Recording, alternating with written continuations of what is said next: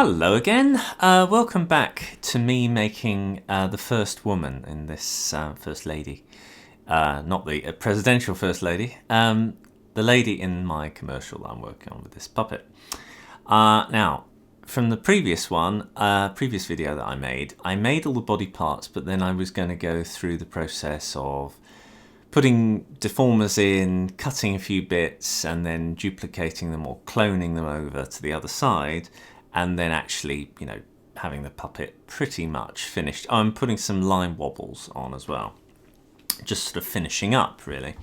So, the first thing I'm going to start with is the more obvious one, to me anyway, which is going to be the arm. Now, what I want this arm to do, if I just get hold of it, I'm not going to put all the pivot points in yet, though I suppose I could do. But if I move that around, if I move it backwards and forwards in Z, what I've got on her design, let's have a look at her design now. Her arms sort of go behind her collar and her body, but then go in front of her body. So I need a way for her arm to be able to go backwards and forwards at the same time. So the way I'm going to do that is by cutting the body, cutting the arm at the middle point, and then being able to split that artwork into two parts or do something clever with it. So first of all, I'm going to find the arm artwork layers. And by the way, if my pencil cuts out and something else, because as I said in the last video, my Cintiq sometimes plays up, so as a consequence I might have to reactivate something, so bear with me if that happens. Sorry about that. But it worked last time, so touch wood, it'll be all right this time. Anyway, right, arm. So I've got the entirety of the artwork there, and what I'm going to do is select the cutting tool, the cutter, which is confusing, not to be confused with the node tool cutter here. They're totally different. That is a node, and that is a cutting tool. Anyway, I'm going to go into the arm, and I'm going to go into the drawing layer, and I deliberately drew this arm straight down because it makes this bit a lot easier to do. Now I'm going to hold down Option or Alt on PC, and it turns the icon into this kind of parallelogram. I'm just going to slide a bounding box over it, and that wants to cut this part away. So I'm just going to, excuse me, I've got to wait for it to do this because I've got an external keypad for this sort of thing connected, so I've just got to wait. Right, cut, and then I'm going to go into the color art layer and paste. So now we've got line art there. Let me just deactivate that now. Line art, color art, line art, color art, line art. So all together, if I press this, we get the same thing, but now they are divided in middle.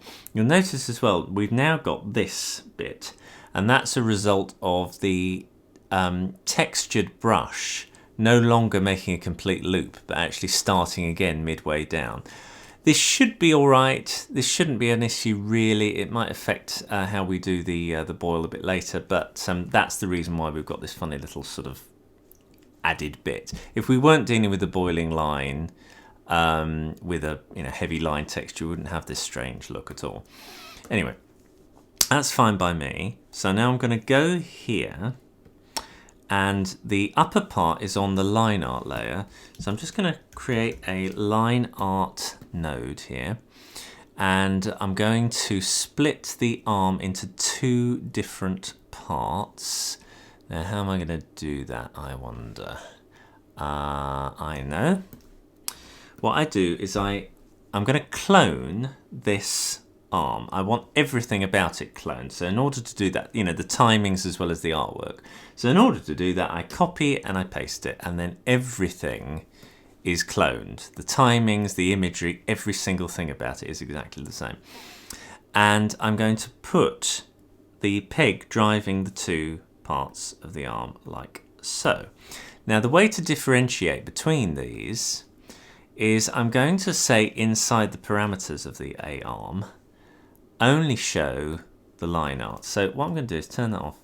If I unplug that, you'll see what's going on. So at the moment, this part, if I said both parts enabled, then you see the whole arm. But I'm going to say only that part. So only the line art is going to come through here. And then on this one, which I will label clone so it's a bit more obvious, I'm going to say the color art is enabled and then connected up. And so if we look at that, you can see that. So you've got that and that going on. It makes it a little bit more obvious to see what's going on there. So I'll just move that over. That's nice. Now, what I want to do is add another bit here to move one part independently of the other part. Now, what I'd like to be able to do, so in other words, at the moment, I get the same result as I had it previously. So if I move it backwards and forwards, there's no way of saying to the Z depth of one part to move because they're both using the same peg. So what I want to happen is I want the lower part, which is this here, and in fact I might change that, so call it upper and call that lower instead of clone. There we are. I want the lower part, or the other part, either. I want them to have to be a certain amount of independence, but only in Z. I don't want it in any other area at all. And I'm now having a little think about how to achieve this. So what I could do, and in fact what I will do, is rather than connect them up to the same thing, I'm going to clone this peg. Now in order to clone it, it will only clone linked functions. So I'm going to connect these functions together and these functions and the rotation and the skew. In fact, everything except Z depth will have will be all the same. So if I copy and paste that, we now get a cloned, you notice that little plus, it means that its partner, its sister or brother is there. So if I make a change to 1, you'll notice this. I have to do it in this funny kind of way, but if I add a point, if I move that, you'll notice both values change. You see, I'm moving, what am I moving? The X distance in one. I'm moving, oh dear, bless me. Oh, right, okay. So they're connected up together. I'm going to do that. So effectively, this one and this one are exactly the same. However, this, because I didn't create a function, and I didn't create a function there, the Z on them are able to be their own little worlds. So I'm going to make this one, I'm going to say this is upper, and this is lower. In fact, I should do it with the P at the end, so I'll just do that now. If we're going to be fussy about it, which I am. And then connecting up that, and now we have this situation where I move the top one, and of course that moves the other one, but I can also now move, if I move this independently, now ignore the hand, you'll notice that the top moves and the bottom stays where it is, and I can do the same with the bottom. That can move and the top stays where it is, which is what I want. I want that flexibility. Now, because the hand is connected to the lower arm, I need to be able to do that instead. And now we'll have a situation where I need to do a bit of that, and then in which case we now need to make the arrangements of this a little bit different, I think, for clarity. So I'm just going to pop that there. There we are. It's a little bit easier to see the relationships. There we are, upper, lower, hand. Okay, and then there we are. So if I move that, if I move this around, and if I move this around, they both are the same, but the Z depth only changes for one part, which is exactly what we want, and that's great. And if I get rid of that keyframe, yeah, that's lovely. I like to try and have no keys on the puppet at the beginning now, if I can, because I like to keep that clean, because then it means that there's actual movement data. I can't always get that, but I'm trying more and more in my work to do that. Anyway, right, now what I need to do is put a deformation on this lower arm. Oh, sorry, on the entirety of the arm. So I'll do it for the upper, and I'll do it as if it's the whole thing. The first thing I need to do is to change the position of the pivot. So I'm just going to move that there. And because of rotational things and everything, I want the rotation to be exactly the same there. So I'm just going to copy and paste the pivot values so they both have the same pivot value. So now whatever part of the arm I move, they both rotate. You see, that's the one thing that you have to do manually there, otherwise you're dealing with separate stuff.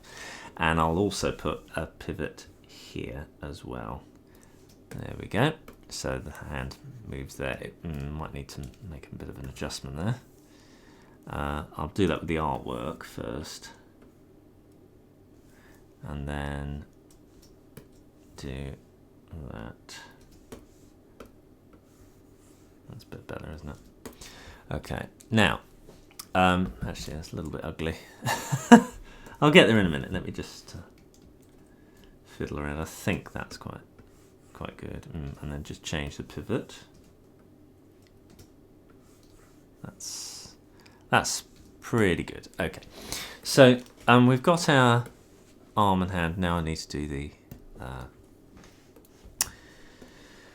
deformation. Right, I'm going to use an envelope deformer rather than a curve deformer because I want to be able to manipulate the top and bottom, and you can't do that with a curve deformer. You can only do the bottom. So one there, and then let's just see how that works.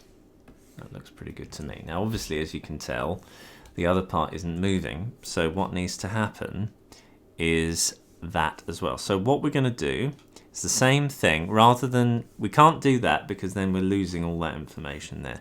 So what we have to do is copy the deformation again, and we have to duplicate it. And the only way we can duplicate it is if we have, again, all the bits and pieces clonable. Oops, you see, already I'm starting to get weird stuff in the stylus, but it seems to be all right now. Right, okay. So anywhere that there's a function button, I have to click it, because then I can clone it. And I'll do the same thing here. There we go. And now that's a clonable thing properly. And I can go there and I can copy and paste it, and that is an absolute clone. And I'm going to call that clone. There we go. In fact, it doesn't really matter which way around I do it. I can do that. Just so it's nice and neat and good. And now if I move it around, it does take a bit of time, but it does match up now. Now, it's a bit annoying, that, I have to admit, but what can you do? I'm wondering if, because of the way I'm going to be doing this, well, hang on, we'll see how this works out, because what I'm going to do now is something quite useful, which is make the hand move the tip of the curve. So let me just move this around, rather than having to get in there and sort of twiddle around with all of this every time and then potentially have problems there. I'm going to do the hand. You'll see what I mean. So I'm going to use the peg information of the hand to manipulate these bits and pieces, and I'm going to get the curve information to do that. Now I'm going to get to the bottom part, which is the X and the Y. That's all I need, really. And I'm going to go copy the X and paste that onto the hand. I'll have to move the artwork in a minute. So paste the X of the hand, of the previous, and copy that and paste that, and this will definitely move the hand around. Oh no, okay. Well, we'll see. That's strange. Ah, no, it won't be strange in a minute. And then if I move the hand around, there we go. Now the problem is, of course, is that at the moment the hand is, the hand at 0 has suddenly forced that to go to 0 as well. And what we need to happen is, you see, if we go to the curve, the resting positions here is what tells us where the hand should be. So if I go, let me see, I wonder if we can, now this is me having a little brainwave thought. I haven't ever done this, but I'm wondering, having a little wonder. Let me see, oops. This is what's so nice about doing this. They're very near those numbers, if you notice, and that's because we've moved the pivot to those places. But if I change that to 0, so that hasn't made any difference at all. Okay, I have a feeling the pivot by the end of this will be 0 anyway. Anyway, let's take these values because they indicate the resting point of the curve, which is what we want. We want to preserve that. And I'm wondering if I should bung one of these in and say to it this transformation that we're going to have. Just move things so you can see what's going on. Copy, copy, paste, copy, paste. Now that makes it work, and then all I need to do is put the hand artwork where it's supposed to be. Whether the pivot's in the right place. No, I bet the pivot has to be 0 again. Yeah, there we go. So the pivot now is absolutely aligned with the points of the curve. That's odd. Okay. Now why is it doing that? Let me see. If I move that to there instead, let's see. And it's still not doing. Okay. Position separate.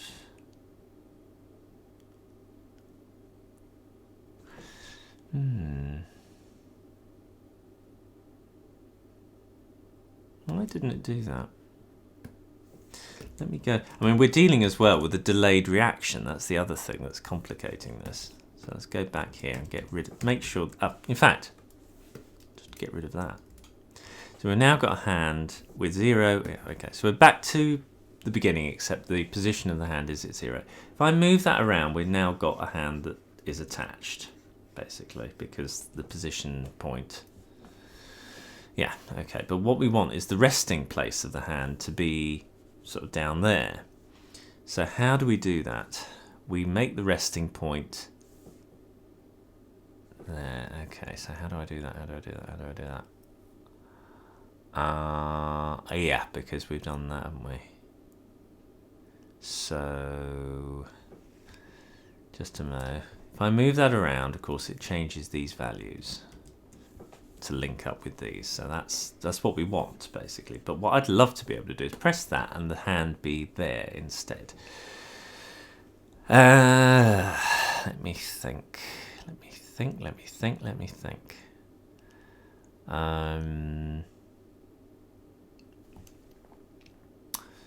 Need to be able to have it pulled down, but that won't work. Well, the only other way is to have it in reverse. So you say to this deformation and this deformation, the resting point is 0, and do it that way, which is far more useful, I think, or to wherever the resting point of the hand is going to be. So if we do it that way, I think that'll actually do us better. So I'm reversing this, so I'm not going to clone the hand to those positions. The hand is going to dictate where these are instead of these dictating where the hand is. So bear with me. So local for the hand, local for the hand. Put the artwork back for the hand where I want the hand to be, which would be there. There we are. With the pivot where I want it to be, which is there. So that's about right. Yeah. And then do that. So these are not linked to those anymore. And then I go copy there and paste it into there. Copy there and paste it into there. Now the reason they've got disjointing at the moment is because the other deformation hasn't been done yet. So I will do that as well. So here, got to go back here, and then here, copy from the hand to here, copy from the hand to here. Now they're all singing from the same hymn book. I've still got the same problem. Oh, my brain. Oh, hang on. Pivot is weird. Maybe that's part of it. That's correct. So if I move it 1, 2, put the artwork for that, but then that's in the wrong place. We're back to square flipping 1, aren't we? Oh no, we're not. Hang on, are we? There we are. Oh.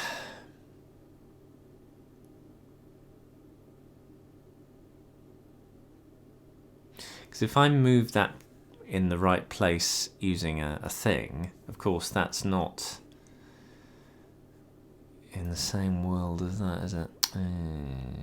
I've done this before though, but I must have done something a bit different this time. Not sure what.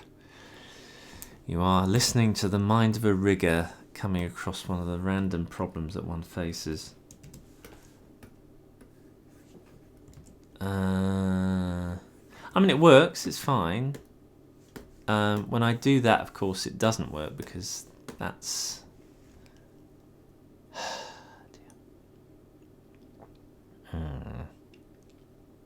One way you could get around that is to do the artwork like that, and then it's always, you know, all this does is it says I want everything to be put back to naught again. That's what that does.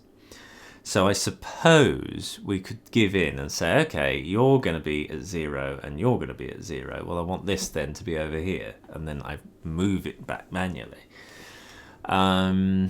Because this zeroed is not quite the same thing. We've got this extra element of resting offsets.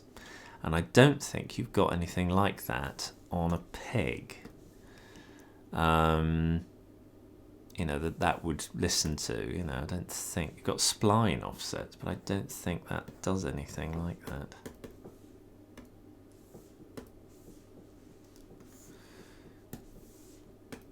I mean, this is me mucking about now.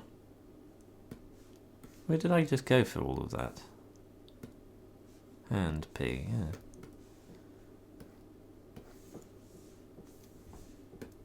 No, I mean, it doesn't... Oh, it resets it anyway. I really don't know. I'm sure there is a way to do it. Let's not put that up there. What am I doing? Offset. That offset is this. And it controls the origin point, which again has a resting offset and all of this sort of stuff. If I were to do that as 0, that would also be in the same place. But oh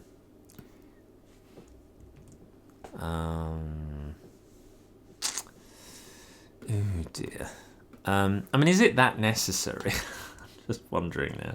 If I move that around, you notice that both deformers, by the way, move in unison, which is really nice. Let me see. Is it that necessary? I mean, the thing is, doing that is not something that's particularly necessary for me. I usually don't worry about it. I'm just now I'm posing an interesting intellectual problem to myself, which isn't that important that I solve it or not really.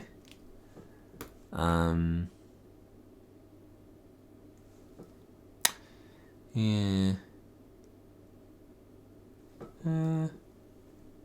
It really isn't an issue for this. If I want it to go back to how it was, I can go to here and select that, and it puts it to where it wants to go, you know. So I suppose I'm happy. I mean, it doesn't matter. I'm just worried about it. It's fine. It's fine. It doesn't really matter. So what I've done is, I don't care. So long as that's in the right place, that's all that matters here. Unfortunately, because of my ramblings, it might not be very easy to see what I've done. But all I've done in this thing, which is written a lot more clearly in my books, is to just say these two things are the same as the position of the hands, X and Y as well.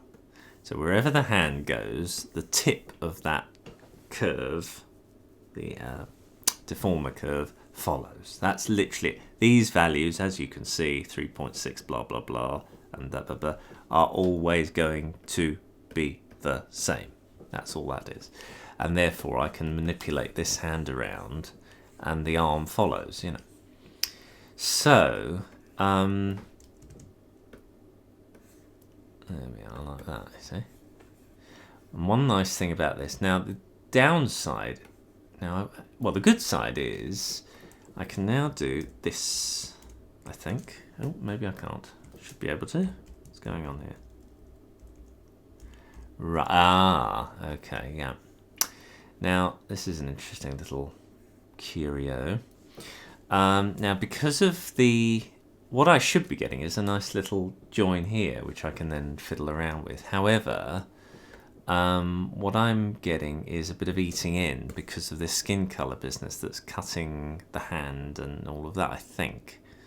Oh no, hang on, that shouldn't be happening. No, skin colour, blah, blah, blah. It's not affecting anything like that. Okay, so it must be something to do with... Okay. This will be more easy to understand the relationship of what's going on with the artifacts if I make one a different colour to the other. So I'm going to go into this artwork of the lower, doesn't really matter which because they're clones anyway, but it's the lower part. And I'm going to just colour it mid, and then you'll see what's going on with it here. And then if I go into the upper part, sorry, here, it doesn't really matter again, and colour that like that. That's interesting. That's not what I expected at all. Let's go in and change the mid colour back to skin. So that was interesting. I was expecting this part to be the same grey as that, but it isn't. So I think it's just doing weird stuff. What does it look like when it's rendered? Okay. So I'm still getting a little bit of artifacting there. It's fine until it gets to a certain point. And then it says, no, don't like that.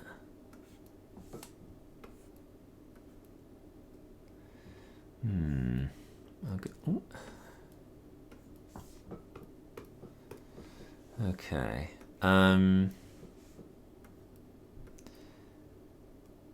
What's interesting as well is that it's decided on this curve to have the midpoint occur somewhere that I wouldn't regard the center. Let's put things back. So select those and go bump. So it has decreed that the center is there. I can change that by going and tiddling around here. I'm going to get rid of this clone and do that just so that I can figure this bit out and we're happy, and then I can put that clone back. So I'm going to stretch that point out, and then I'm going to manipulate it again until the curve of that arm is more where I want it to be. Ah, now that's more what I want. That's it. Because before it was doing all sorts of weird things.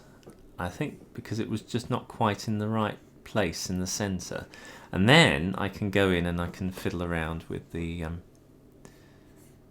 clarity. Yeah, that's a bit better. It just was the midpoint wasn't really matching up with that, I think. So yeah, select that and do that. Is there any way of doing this so that we can manipulate this and still keep one deformation? Because we can have two deformations, but it is a bit... I like to see them both move, I have to be honest. Let's see. All we want from the information of this is the Z. That's literally it. So when we select this, we want to manipulate... we want this. We want to manipulate Z of this, and then upper, we want to manipulate Z of this. I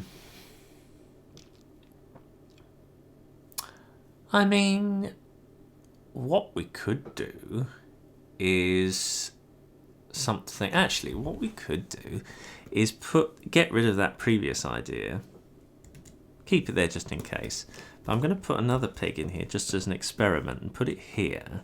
And all I want to manipulate from this peg is the Z, which I can still do. Now what I want to try and avoid is this business of moving it around. So the way you do that is pretty straightforward.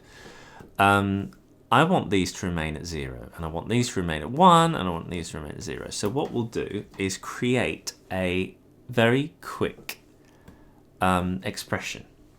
They're very easy to do. It takes no time at all, and it's very, very simple. In the X sheet, I press plus, and I create one that's called 1 expression, add, and I create another one called 0, add and close. Find the expression, which is at the very end. It's always at the very end.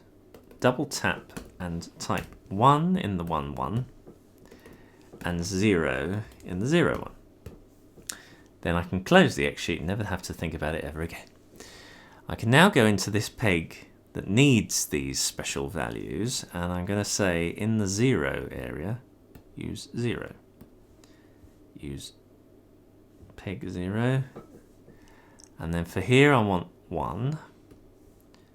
For here I want 1. For here I want expression 0. Expression 0. Okay. So now I can, if we go back to this, I cannot move that around. Can't do it. I can't scale it. I can't do anything because the values that control these things are all set by an expression which has a predetermined value. I cannot change that unless I were to go into the expression and change it to something here. That's the only way to change this value now, is to go into it and type it. The one I've left is Z, and that can still, if we look at the edge here, I can still move that around. That's the only one I can change. The rest are left, and that means that they are both now using this one deformation, which I can use there. Thank good God for that. So I'm going to call this A arm upper Z depth. I've done something like this before, but I've never done it for an arm. Not a simple arm like this, but actually it works really well. So do that then. Right, it's much better than the double deformation idea. That was didn't like that. So yeah, might do that in future for other things. Right, okay. So now we've got something that moves around like that. I can manipulate the bits and pieces, and then the only thing that remains now is challenging this bit, which I don't like, which would also be a problem if you go the other way and you do that. So it's not going to come up very often. Most of the time I want her arm to be a gentle curve, in which case you won't see a pucker. But if you do see a pucker, I want a nice tapered pucker, not a nasty little thing like that. And the way you do it is you go to the lower bit first, find the ends, go to the pencil, manipulate, and just go, and I think, let's see. So it rolls up and rolls, doesn't do anything on the other side. Okay, it might need to happen lower down, in which case I need to go bip, bip, and then actually no, just with one. So I'm moving just one, I'm not doing shift, and then like that. Let's see what that's like. Not so nice. And it's still not doing anything on that front. Leave that one alone. That's fine, because that, well, no, they've both got to do it. It's tricky. If I do that, let's see what happens. Oh, okay. Oh, wait a minute. So, yes, of course, it's in reverse. That's the first thing that's a bit confusing. Right, okay. How far? Let's pull it all the way up, see. There's no difference at all. Let me just see what's going on. Right, you can see that blob appearing there. So the reason why we're not seeing the blob at all is because it's sort of folding in on itself. You can see there. So it's visible, and then it sort of goes right like that. So we want to be able to have the cap of the end still poking up, really. I'm not sure if that's going to be a very doable thing, and we're still getting artifacting. Ooh, oh, hang on. This is the other thing. You have to check these things with the render. Let's put a color card in here. There we go. I'm just going to change the colour card to an actual colour so that we can see what's going on. So peachy kind of colour, that makes life a bit easier. And I'm going to go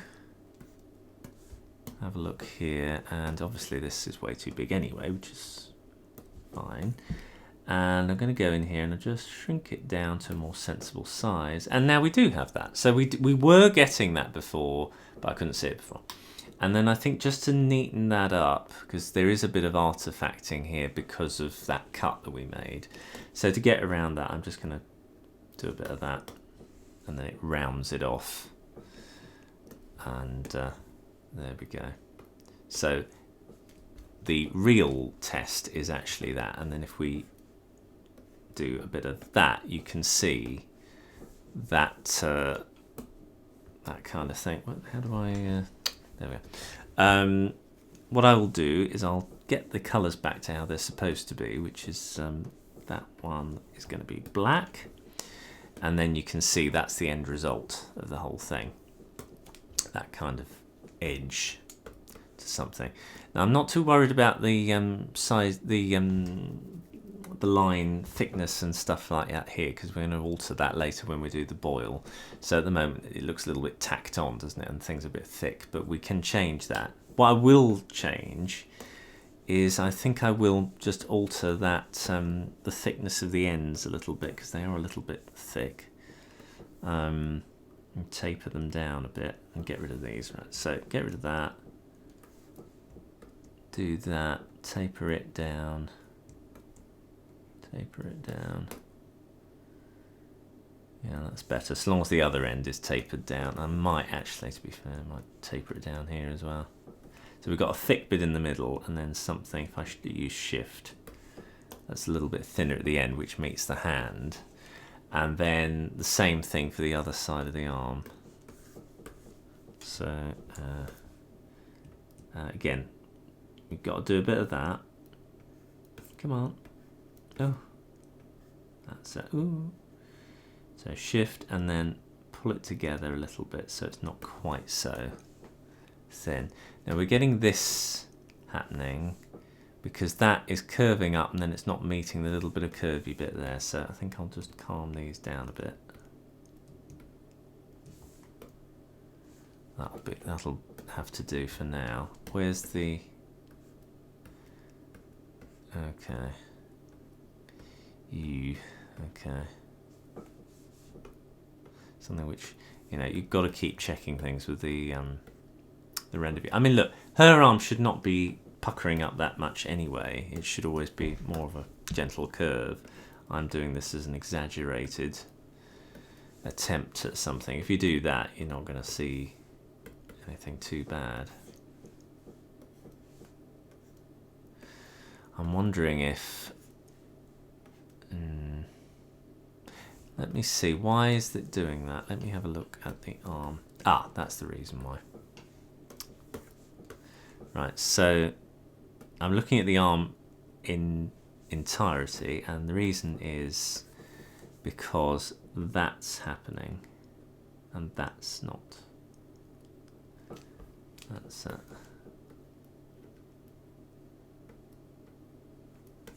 And then if I go on here, oh, sorry, I'm doing the wrong thing. That's happening there, and that's happening there. Come on. Oh, I keep doing the wrong one. There we are. So if I make them kind of match up, we'll get something that isn't too bad. There we are, that's a bit better. Yeah, there we are. There's a little bit of artifacting happening at certain stages which quickly rectifies itself, and I don't know why.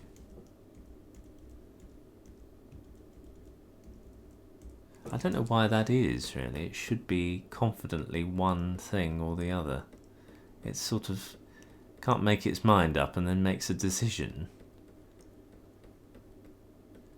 Ah, wait a minute, I know why. If you notice, the artwork here is definitely wobbling around in a way that's not related to that, and that's because of the texture of the arm, which is figuring out how long something should be. So the more I pull it, the more lumpy bumpy, we get these funny little abrasions.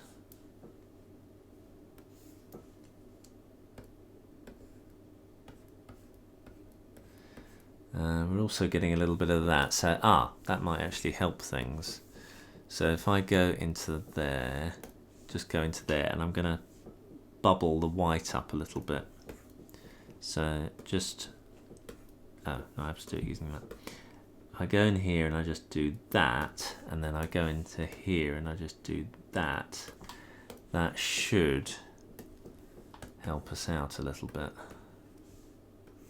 he says. Seems to be alright.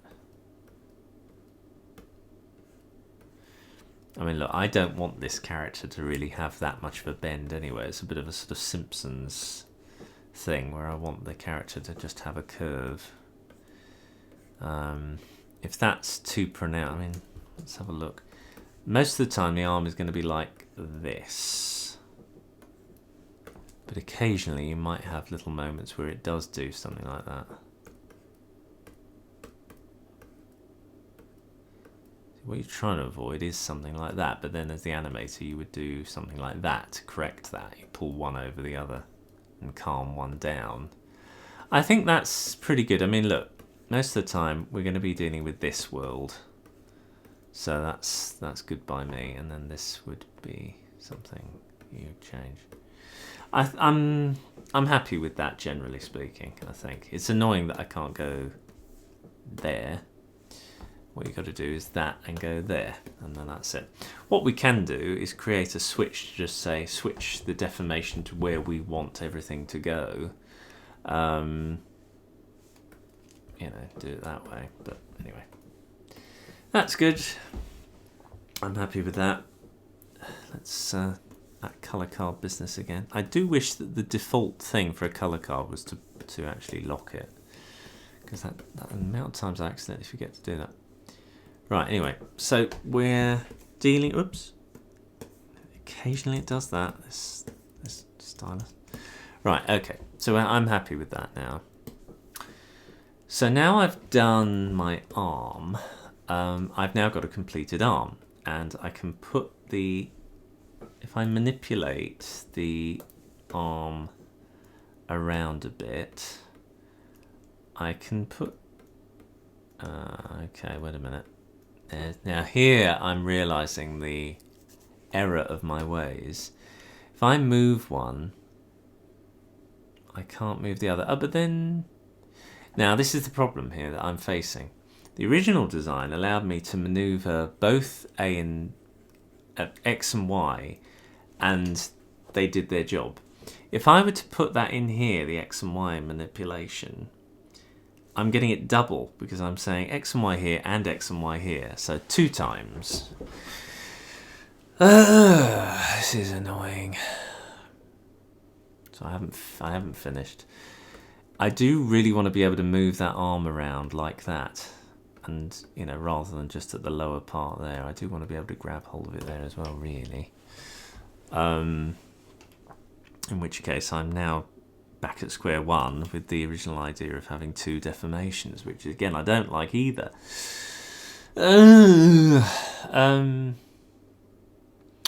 What you can do, this is where I'm starting to get all weird and wobbly. All right, let's try an experiment. I wonder how well this is going to go.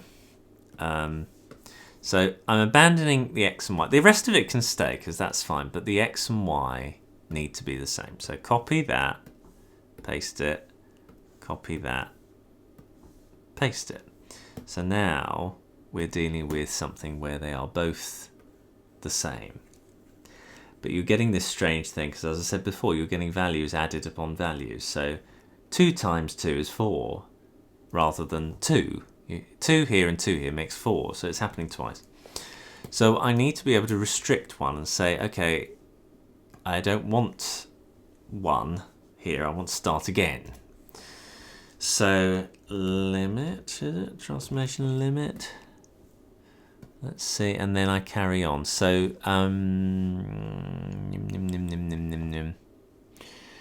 E by gum. I'm not sure if this is going to work. The force transformation will have to happen there. So I have a feeling this isn't going to work either because we're not getting the right stuff in the right place. Oh, hang on. Hang on. If I do it there and then say there, then I want to say to this, do not allow X and Y through at all from this point. Just allow from there. But now we've got, oh dear. The only thing that might fix that, no, damn it. Limited transformations. No.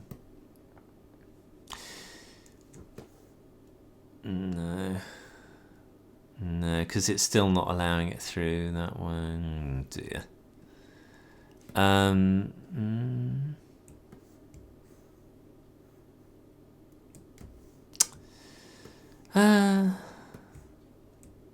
it doesn't really work. Oh, there's probably some way of doing this. I'm determined to have my cake and eat it. This is such a shame.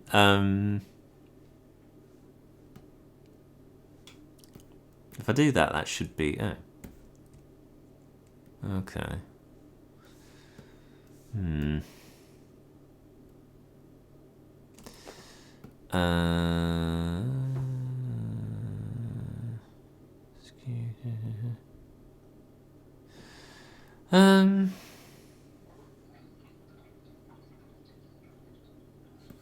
It's funny, isn't it? I mean, that's saying force transformation. That's allowed. So it doesn't allow a deformation through at all. Only a peg. Okay. I want it as a supplementary thing. I want to turn on that level. If I do that, that doesn't work either. Has to happen before, and of course that won't allow that.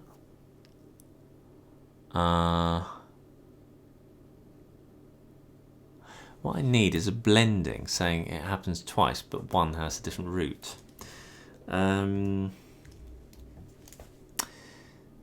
What about a transformation? Hang on. Composite. I wonder if that will allow us to do this. A deformation composite. We shall see. Ding dong ding dong ding.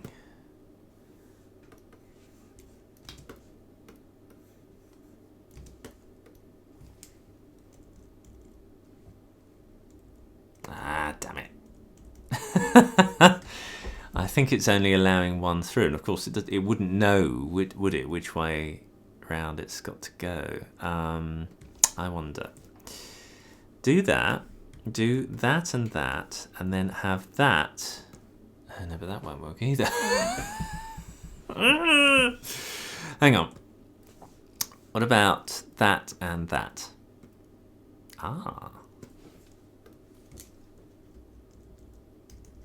We may have it yet. That's an interesting use of a deformation composite that I have not come across. So we are able to do that. Does it look all right on the... Yeah, we are able to get it. Oh, that's fabulous.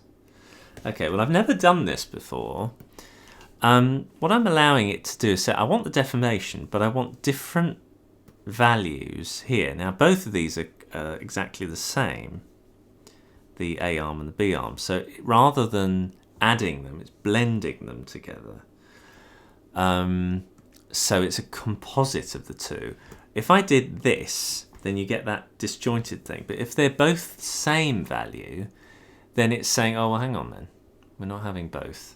But we are having two different Z depths. So it's allowing the Z depth to dominate. And I bet it says something about Z depth. Yeah, output kinematic chain, the rightmost. If I said the leftmost, or first connected, or select. And if I say select maybe 2, 3, 4, 5. Selected port only. It's interesting, isn't it? If I take that away, it doesn't work. If I put that in, it does work. But, of course, we're now constrained to one peg. I can go here. Just go back. The whole thing moves. But if I do that, obviously through there, get rid of you, we're able to get our blending of the two things. Does it affect it if I move it? It does. So this last point, because it's got the dot on it, is the point that it takes the Z depth information from.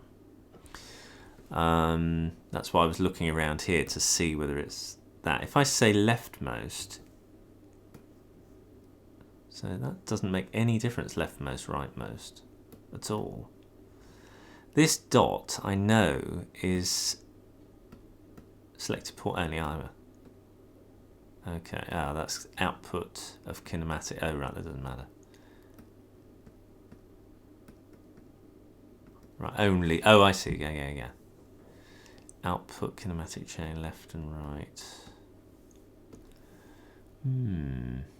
Now I know, I'm fairly certain there's a way of manipulating that dot, and I cannot remember because somebody showed it to me ages ago, and I can't remember what button you have to press in order to get that dot. You see that dot there? You can get it going to other points, and I think that means the Z depth information. I think, in this case, anyway. I cannot remember how to do it, and I've looked it up fairly recently to try and find it. I'll have to ask Toon Boom support and see if they can help me out. The dot. But I know, I'm pretty certain it's some button you have to press. Output. See, yeah. Output is up at the transformation port 0. See, the transformation information is coming out of here. So it's able to get, this is what's so great about this. In fact, I could unplug that. Yeah. This, we want the deformation, but we want the peg information of that. And so that's what this is able to do. These are cloned, the X and the Y of this over to here. So they're exactly the same, but the Z depth is different. So we're able to get the deformation working with the orientation information of that, but we are able to manipulate both. Yeah, just take it as read for now. That makes sense to me. It's annoying that I can't shift it over a bit to test, just to explore that a little bit more. But anyway, I'm happy that works because I've never used that before and it works good. It's just following a little thought of logic. So I should be able to move now. This is the other thing. That hand will always connect to the arm. So I want the hand of these two to be exactly the same Z. So I'm just going to take that, copy and paste the Z depth of the arm into the hand. And now I can manipulate that to do that job. I'm moving that back in Z, you see, to do that. So now we have a situation where her arm goes behind there and goes that. And the only time you notice is if you do that. And then it's fine. But for this character, that should be fine. She doesn't really do an awful lot of, if you really, really wanted that part to sort of to look as if it's joined to that, you can, if you want to, subdivide the arm into more parts if you want to. I've seen that done before, and then have lots of different Z depths between that. But it's totally unnecessary for this. Most of the time, the character's not going to be. It's perfectly fine. So I'm just going to move that down, move that. I'm going to alter the artwork of this actually and make it a little bit bigger, I think. There we go, like that. Excuse me, and then that will do our job, and then all I have to do is select that and go bip, and then pop it to where I want that to go. I think we're happy with that. I am. Oh, I'm really happy with that deformation composite. I thought I could do it, I wasn't sure. Right, okay, so we're happy with that. We've done everything to do with that. Now, what I'm going to do is not call these A arm and B arm and all this. I'm just going to call them hand, and that's what I should have done before, actually. I'm still in this very ancient Flash idea of A arm and B arm. And what I like to try and do is do neutral limbs, and then only at their group level do I call them A and B. And then that makes it a lot easier to clone. There we go. Okay. There we are. So now when I cloned that A arm, and I could do that now, in fact, we get our thing. Now I'm going to clone this in a special way. So if we go to Edit, Clone Drawings Only, we keep all the artwork, but the timings and of all the positions, everything completely different. So Clone Drawings Only, move that over and call this B arm. And then we have that for free. And then the only thing I have to do is maneuver this. So I'm going to flip that round. Ah, that's interesting. Now, why did it do that? Has it? Let's see. So they're all the same. Are they not? Okay. Why has it done that? Just thinking. It's because of this. If I did that, then we're all right. But this is not flipped in the usual way because this is still at scale, and that, when I flipped it, scale has been changed. I see. Yeah. Okay. If you're wondering what happened there, this is an aftermath of when I was changing things using expressions. So I'm backtracking on what I just did there. This is what I have to do when I write recipes, is to make sure that the thread of logic that I've used from start to finish is consistent. And I keep, when I make my own puppets, I keep changing my mind and flicking things through. And of course I have to backtrack on logic that I've previously laid down. So scale, I will change it from being an expression to being a clone of that. And in fact, what I should have done is just cloned that. And that's what I'm going to do now. So I'm going to get rid of this B arm entirely. Go back to the A arm. Get rid of this entirely. Clone this so that we're back to, none of these things are cloned. None of them at all. Cloned. Plug that in there. Get rid of that one. Plug that in. Change this name to clone.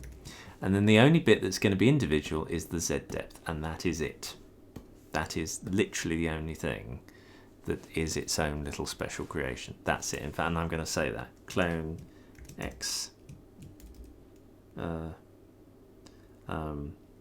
exception.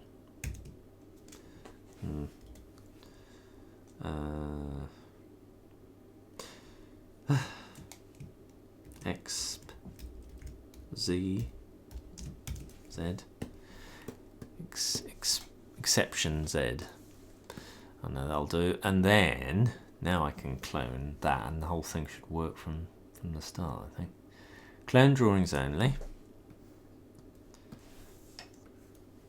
What's clever about this cloning procedure is that it knows what to clone and what not to clone. So the clones within the group are still active, but the clones between groups are broken. So the clones of the drawings are exactly the same, but the clones of the timing between the groups are broken. However, the cloning within the group is still preserved. So, you know, the interplay between these two that are brand new clones are still preserved between these two. So that's quite good. Anyway, you don't need to know. The point is, I can now go like, if I can find the flipping thing. Sorry, it's that one, and go bip, and now the whole thing works. There we go. Or lava. There we are. Right. I can move that around. Thank you very much. Right. Okay, turn that off. So we've got our two arms. Might move them down a little bit. They're a little bit hunched on her. And move that back a bit. There we go. Great. Okay, so we've got our two arms. Now I've got to do the legs. So again, with the legs, I've called them A and B and all this. So there's a quick way to do this, to get rid of all the A's. You go to that, which is the add blah de blah, and it's the prefix, and you want to remove a but minus, and then it just changes everything back to how you want them. That'll be good. And then this is really straightforward, although the pivot points are not in the correct place. So I should just move that to there. What's the leg look like? Like that. Okay, so it's about there. And then the foot will be there. And then I've got to do this deformation. Now, because of the way this is interacting with anything, this is really simple. So we're not going to do anything other than and there we are. And then we can manipulate that. I am going to connect the foot to the deformation. That's the only other thing. I like to be able to just move that great big handle around. It makes life so much easier. So just tidy this up. Why it creates these massive great whacks, I don't know. And I'm gonna, it's X and Y points at the very end of the curve, and I'm gonna make it do the same thing. It's important when you're doing this to not connect the foot up to the leg. You have them separate. And then I'm gonna say, okay, copy that to there, copy that to there. And then when I move the foot around, we'll probably get all sorts of weirdness, and then I've got to move that down. So actually, I'll go here, which one is it there? Reset that, and then I'm going to just put the artwork of the foot to where I want it to be. And then move the pivot to where I want that to be. That's what I should have done with the hand. Why didn't I? Idiot. It's funny how sometimes trains of thought can be completely wrong, and then other times you just suddenly, it pops in and you think, well, of course it's like this. And now I can do that. And I should be able to even reset the point. Oh, hang on. No. Okay. I mean,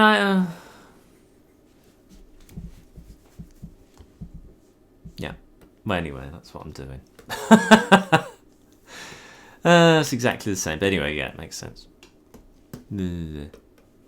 I'd rather have that, and then what I can do is clever things like sort of move that around, and then you know, do all of that malarkey, which is quite nice. I'm going to do something clever with the constraint system in a bit as well. Oh my goodness. Right, so what we got here?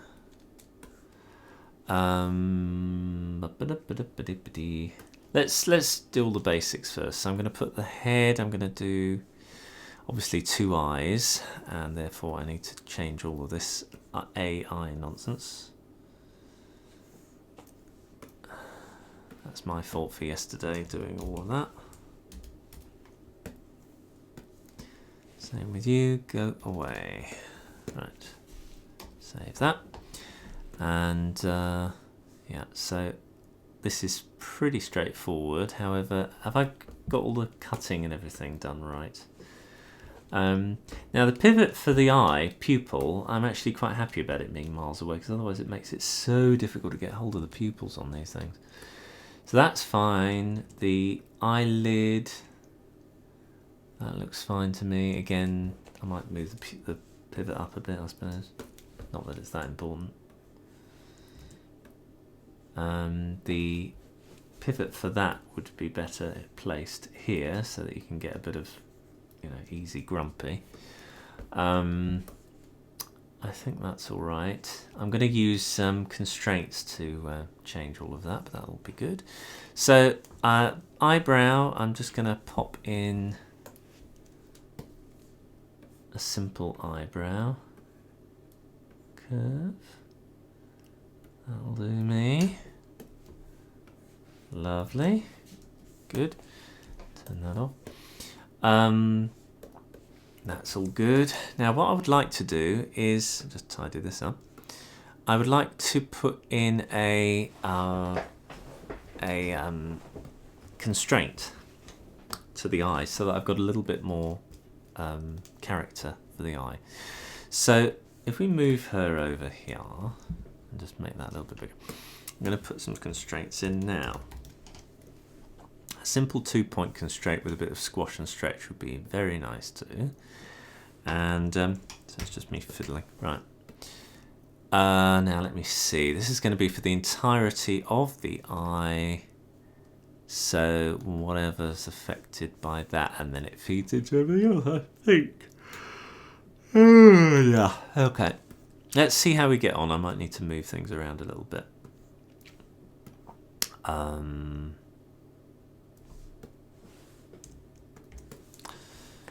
come on. Is that right? So we have the eye itself. And then from that we have two other points. Duplicate that. And then I might do it like that. I think that's probably what I want. Now, when I used in this context, I like to call them nails. And I'll call it top and base. Okay, and the top one, I change the position of that to be around here. And the bottom one, I'll do at the base of her eye about there. That'll do. And now what we can do is we can move the eye around like that. Now at the moment, that's not really helpful to us. Let's see, if I turn that on, I can get hold of these points and do that, which is what I want. See, like that, a bit of that. If I change the top nails part to about there, we now have the ability to manipulate the top and bottom parts just by touching somewhere on the eye. But it might be, oh no, that works quite well.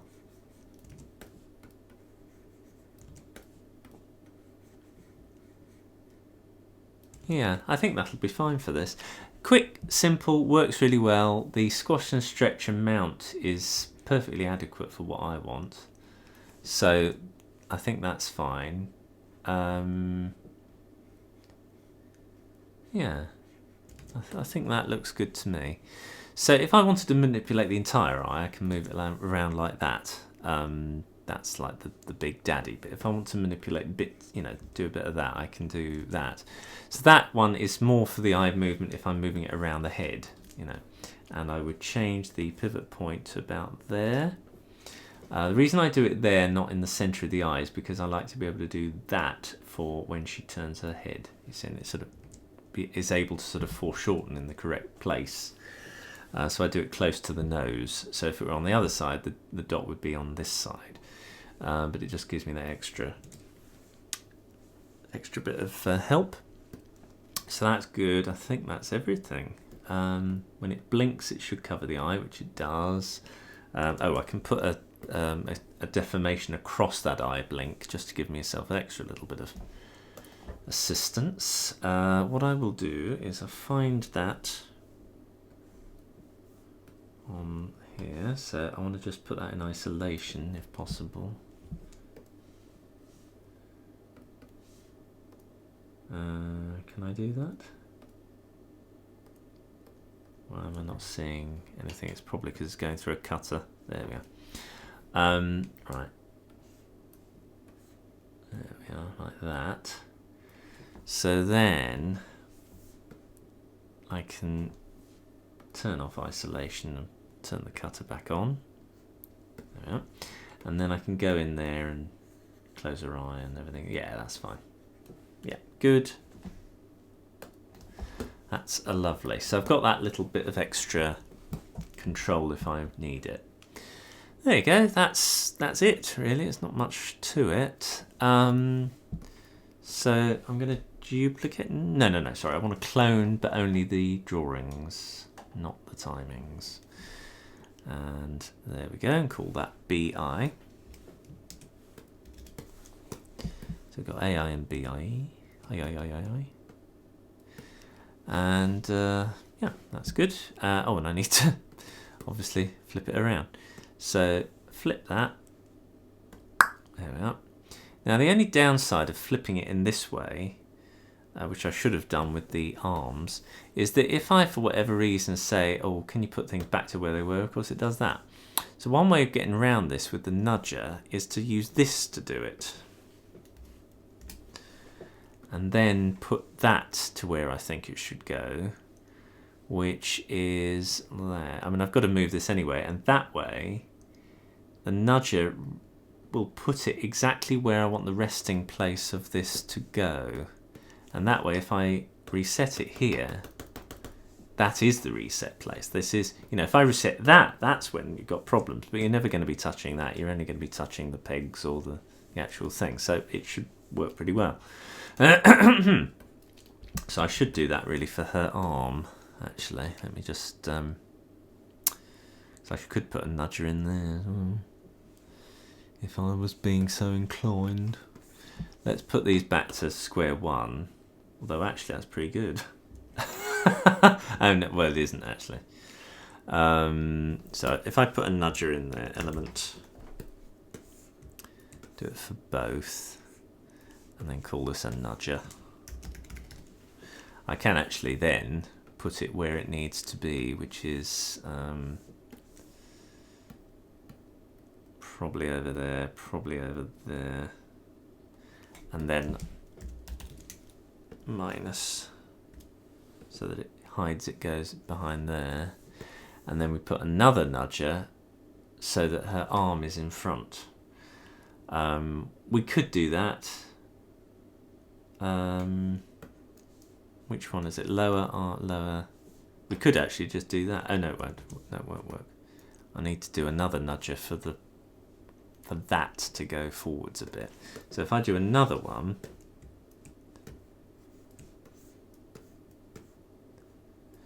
and just get rid of this, and then say move it forwards a bit. Oh, it's the wrong one. That's it. There we go. So you got, there we go. That's better. So the flow of logic is move the whole thing back a bit, and now only move the lower part forward a bit. There you go. So then I'll take these two, duplicate them, cut, paste them in here, put them in the same places, change the name of them. So they're doing that business, and then the bit that I was a bit concerned about was if I reset the position, the reset isn't flipping them. So this should do the flipping here. So do it there, and then move it over to the place that you want it to be, which is there. There we go. Lovely. There we go. Oh, I'll move it a little bit more. There we go, and then we've got our resting position created much more robustly. There we go, lovely. So the last things are the relationships between the body and her. Now at the moment, when I move this, first of all, that's in completely the wrong position anyway. So let's adjust that. And the collar is there, and the apron gap should be about there. Good thing about doing the apron gap there, why is that happening, is that you know, it manipulates that. Now why is that doing that? It's interesting as well that the arm is being selected. Why? Why is that doing that? It's got nothing to do with the arm. Why is that doing that? I turn that off. Ah, that's why. That's the reason why it was. Yeah, that's it. Yeah, that is incorrect. That's it. How bizarre. Right. Anyway, okay. So right. So we've got that, and the good thing about doing it that way is then you've got a little bit of wiggling around, so it's as if the apron is swishing, but it's not really what I would do. I mean, you could do a bit of that rather, you know, skewing, but you might do, but whatever.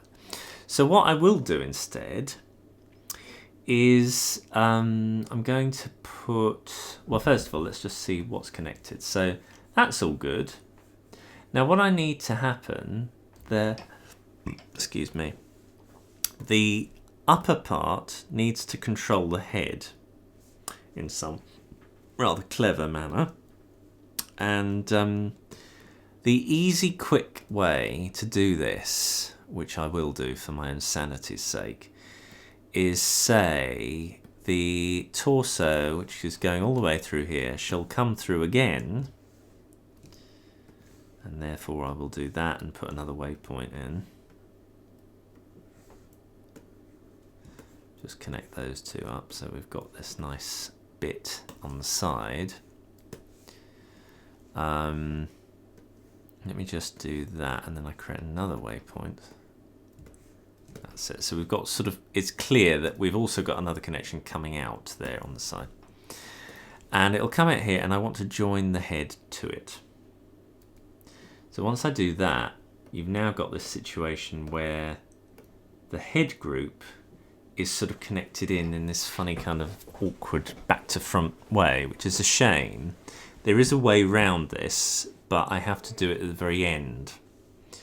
The chain of command, I mean, as a matter of fact, the chain of command at the moment anyway is just the torso, but I am going to create a few other things in the meantime. So until I do that, this simplified chain of command is what's going to connect the two together. So if I then am happy with that and I'm confident, I can then do a bit of cloning and stuff like that, but I'm not going to do that yet. Anyway, so whatever happens on the upper will now affect the head. So if I move the torso around, it affects anything in that head group.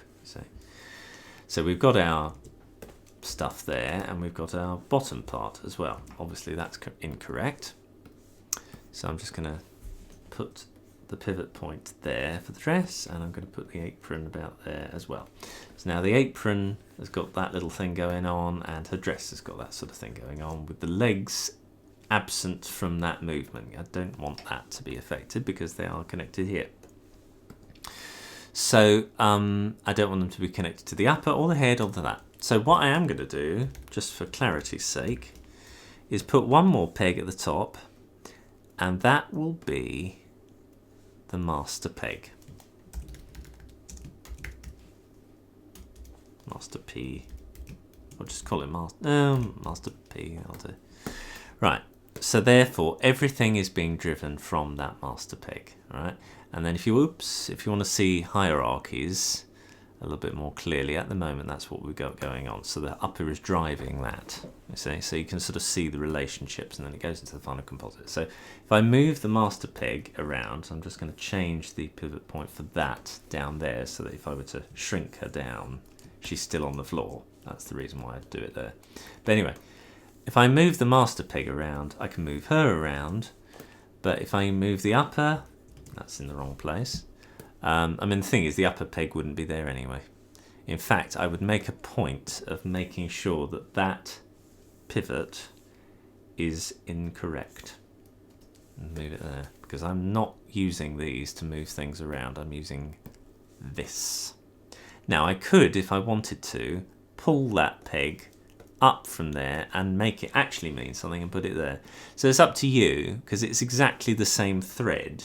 That goes up through there and goes up into there, and you could just bypass all the up business and just say it is that, and then it goes down and straight into the other bits, you know, and bypass this bit entirely. You know, this peg element here, you would move it up into the hierarchies anyway. But I am, you know, when you're moving stuff around, if I just grab hold of her here, that is where I would grab hold of her and move her around. And if I want to manipulate that, that's the bit I would move around. You know, it's up to you how you want to arrange things on your puppet. What I'm going to do now is clever stuff, because I'm happy with how that all works. The hair's going to be in the wrong place, and that might need a bit of what do they call it? Deformations. In fact, I better do those, otherwise I'll forget, and I've got to do those as well. I mean, I don't think that those need deformations. These certainly do. They might. No, they might do. Let's do them first before I forget. It won't take long. That's one.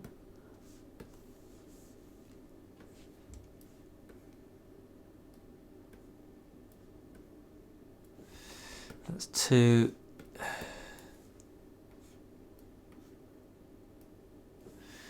That's 3. 3.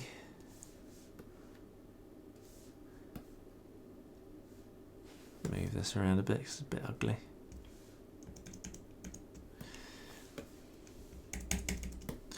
And then, come on, BD. Oh, I've put that in the wrong place.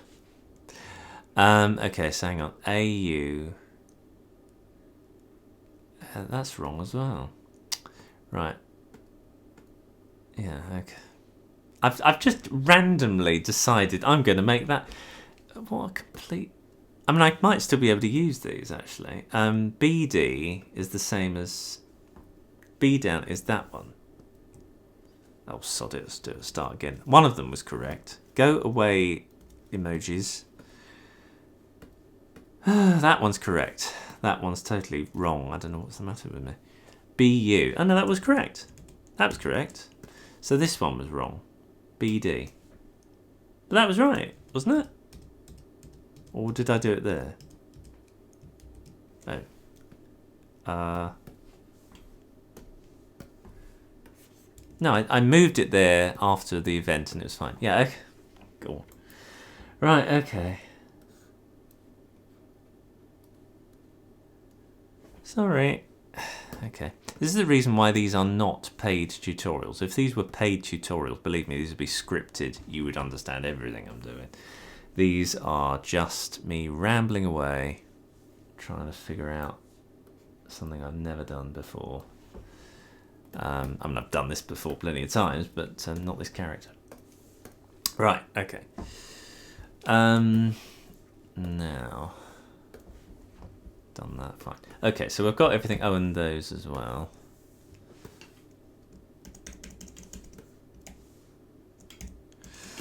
Okay, so A did E and B E did E. That should be all right. Wonder why they always have deformations coming up like that. There we are.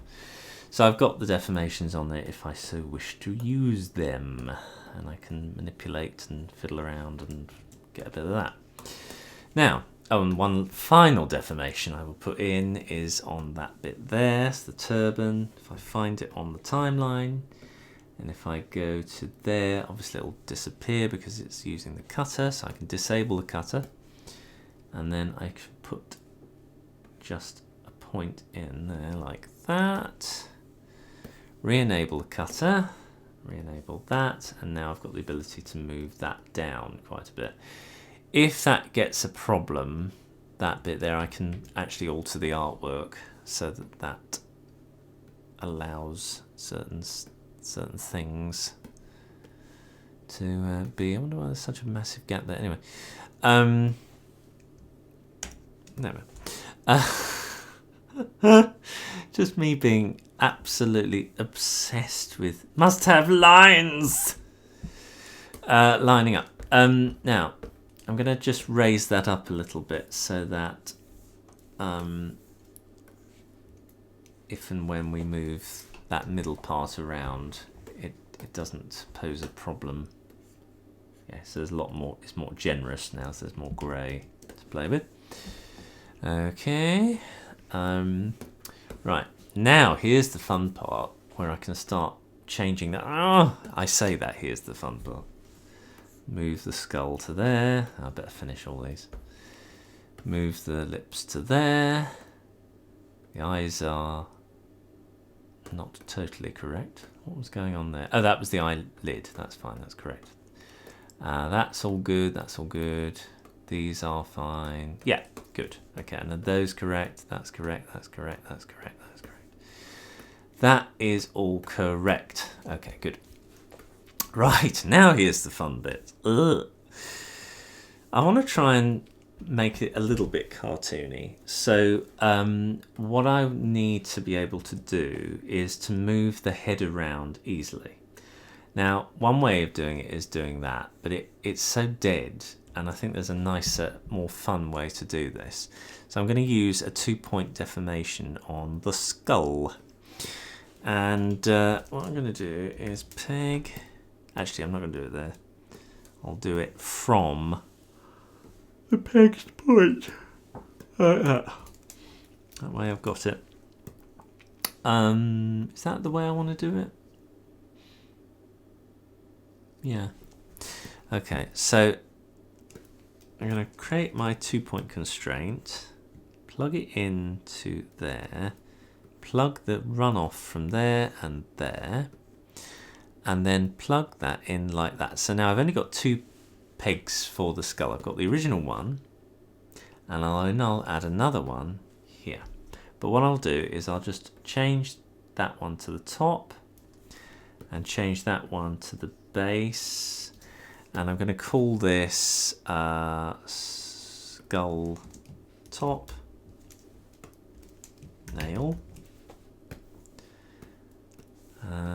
skull base nail, like that. And then what we get is that. So we've still got the ability to move her around, which is actually a lot easier now because we're not having to get hold of this and do all of that. It actually rotates totally automatically on its own. And there's a little bit of problem there, but we can fix that in a minute. And we get a bit of squash and stretch, which is really nice. So when she bends her head down, it sort of gives a sense of foreshortening, which we wouldn't have got there. So that's really nice. Now, one of the things that I also want to do is put a deformation in, because there might be times when I want her head to kind of do a bit of that. The great thing about constraints is that we can do that. So put a deformation. Whoops, what am I doing? We just put a simple deformation in like that. And then we've got this happening. Now, the downside at the moment is that the features do not follow the curvature of this head, but we can fix that issue. Oh, yes, we can. First of all, if I do that, we fix it very crudely by, or rather we won't, because they've both got a deformation themselves. But if they didn't, they would fix themselves very crudely, like that. And all the bits and pieces. And certainly we also would want that to happen. And so, yeah. Anything that's got a deformation in it at the moment doesn't get affected by it, but wait until you see. So, we want that to be affected. We want that to happen. So, what we do is we give it a kinematic output. And since a fairly recent version, we can create something called a point kinematic output, which sort of creates an area for things to attach to rather than the end point. And I say to it, I don't want it to happen there, but I want it to happen to every single other thing, which means that it needs to come out there now, which is a shame that it looks so ugly, but what can you do? Okay, just want things tidy. Right, okay. We only need one of these, so that can go in there, and then actually it can all come out there. Okay. Oh, there we go. We've preserved some smooth loveliness. Okay, great.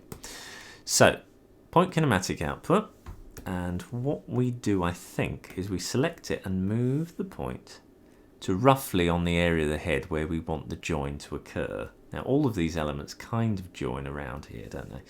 So I can press that now, and now we get a bit of that.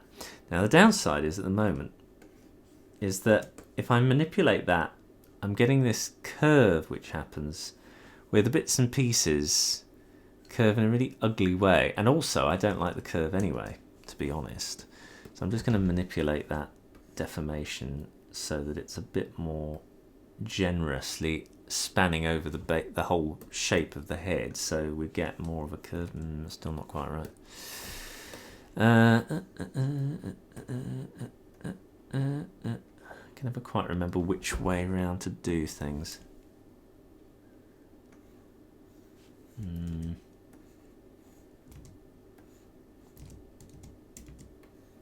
Nah, hang on, I'll get it.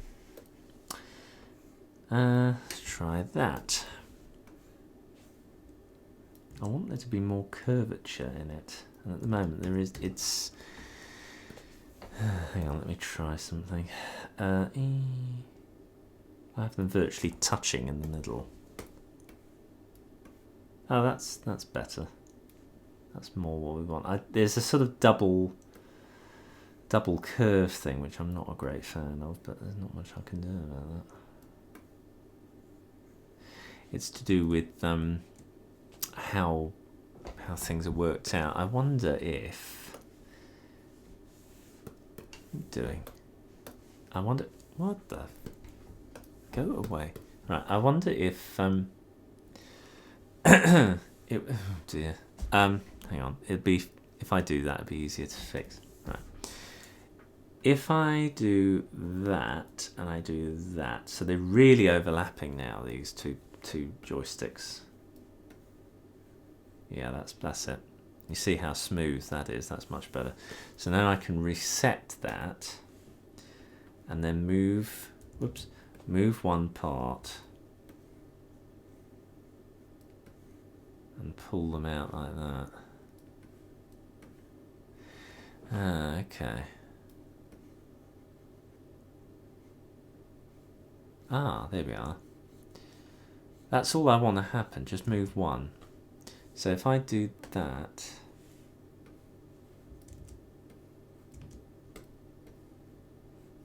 right.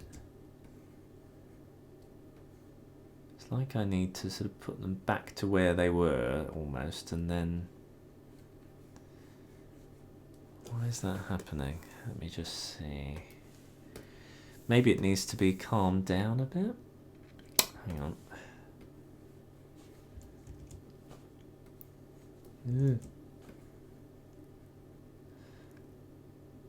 I'm having the bias happen more at the top now, but we're getting that sort of pinching happening. I mean, one way around it might be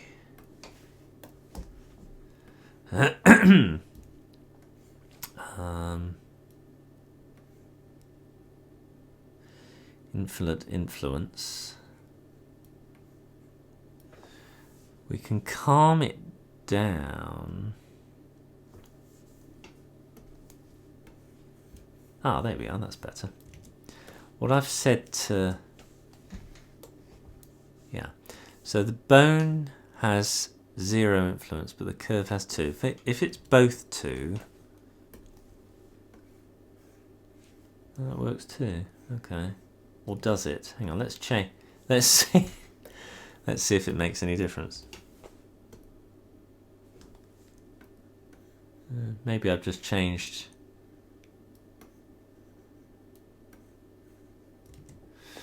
Not sure if it made any difference at all. Elliptic, but that's bone. We want curve anyway. It shouldn't really make any difference. If I change it to 0 here, presumably it won't do anything. Oh no, it does. Oh goodness.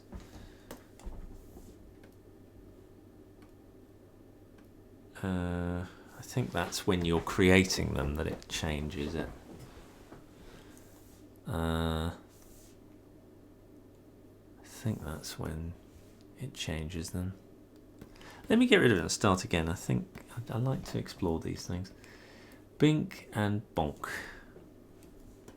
That's with 0 on. Mind you, it's infinite anyway, so I don't think that's going to make any difference.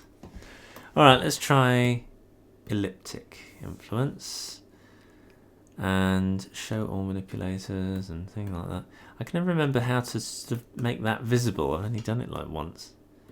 0 shaped. Oh, it's been such a while since I've done this kind of thing.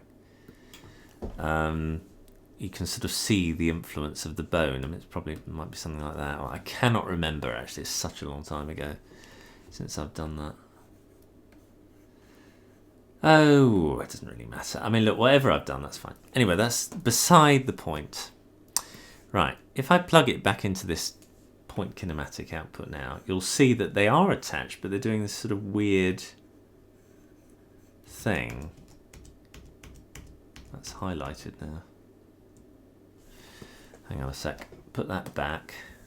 Plug that back in, and now let's see what happens. Okay, so we're getting almost the right effect, but not quite. but we've got this option now when I go into the properties of this to change the sampling type, and I'm going to change it to 2 point. And then if I go here, you'll see you've now got 2 things to manipulate, not just 1.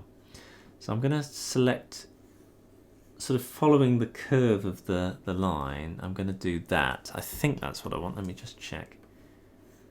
Might not be. Let's try, oops, let's try manipulating this so it goes across the line now. That's better.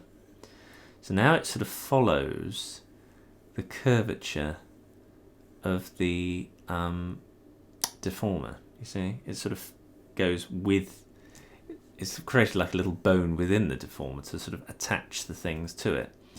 Now another way you could do it is with scaling, which I think you can, I don't think it really applies to this kind of thing. I think it's if you have a third part and everything, so I didn't think it was going to make much of a difference. Volume modifier, yeah, again, I don't think it's going to make a difference. However, the one other option we have here, which I want to see whether it affects anything, is 3 point sampling. So if I reset everything back to how it was at the beginning with the skull, and you've got this third final one, and I'm just going to put it there, so it sort of like knows now the average of all of these sort of parts. So you've got one there, and one there. These 2, and one there. Yeah, 1, 2, 3. These 2 blue ones are concerned with the normal deformation across the middle. And then if I move them around, you can see that now it sort of looks like it's actually part of it, like a balloon's being pulled around. Now the downside, of course, is that it's not, again, it's moving in a way that's not quite what I want. It is and it isn't what I want. So, you know, if I want that curve, you know, I think the other one worked better. So let me go back to this and change it to 2 point sampling. Well, no, I do. I wonder, hang on. It's 3 point sampling, let's put that back, and let's put the sample somewhere less extreme. Let's put it there. Now let's see.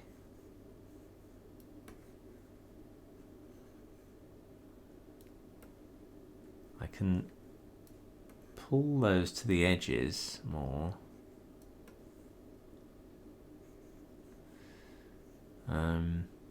Now the problem I'm getting now is that the face is good, but all the other elements are sort of like the bow and the hair are all sort of coming off the head. So what I think I'll do is, yeah, I think that's, I wonder, let me just have a quick look. Yeah, the eyes are more appropriate for this particular one.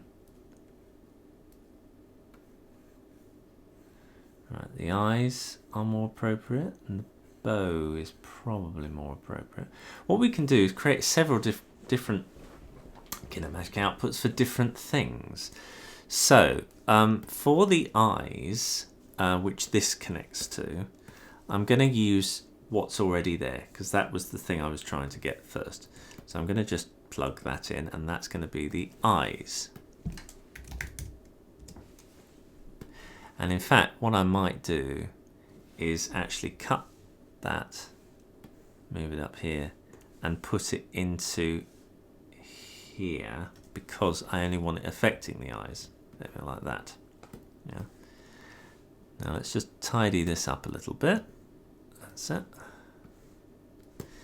And then we have different ones for different things. So, oops, coming back into the upper torso. Not upper torso, what am I doing? Head. And skull. Right, we now need another one for the turban and the bow. So the turban will get one of its own, whoops. And that will be a 2 point. And I've just got to change where the points are, so that's it. So now you'll notice that the turban is moving a little bit differently to the rest. I might even do a 3-point with the, no, a 3-point please, with the point, oops, what the frig is that? What? I've accidentally selected, there we go.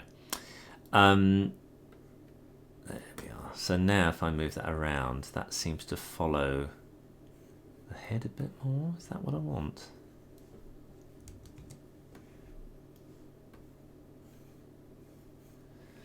Not sure that is what I want, to be honest.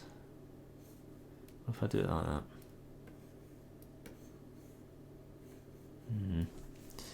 2-point with scaling.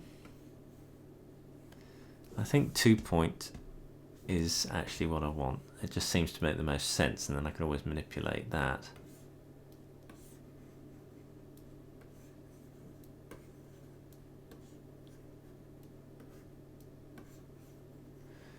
Yeah, that's better. I still don't like this deformation actually, because when I do that we get this very ugly set of lines here, this sort of double pucker and everything, whereas I was able to get it smoother. So I'll do, go in there and I'll just manipulate that so the bottom part is much smoother there.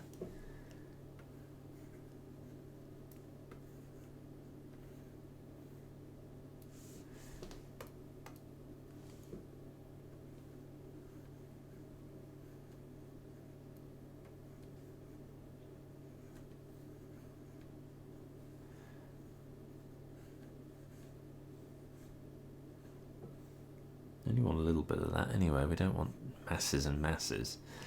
If I reset it and then go into the resting points, I wonder if that'll fix our problem here, or well, we'll see. The resting point of the bottom is that. Oops. No, it actually affects the deformation itself.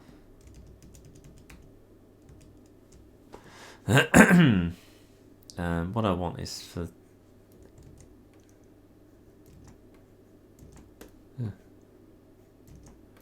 why weren't you there?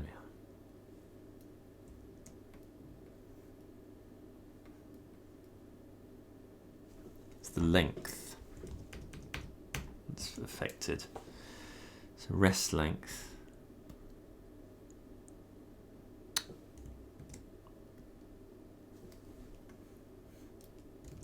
Keep accidentally touching the wrong bit. There we are. If I can change that. This is very, refiney stuff.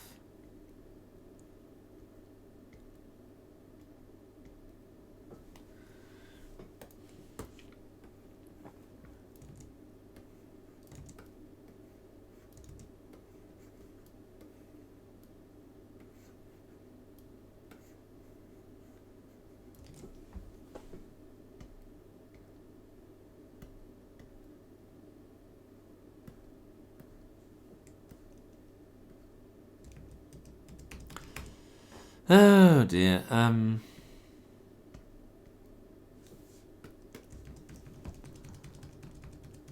back a few times.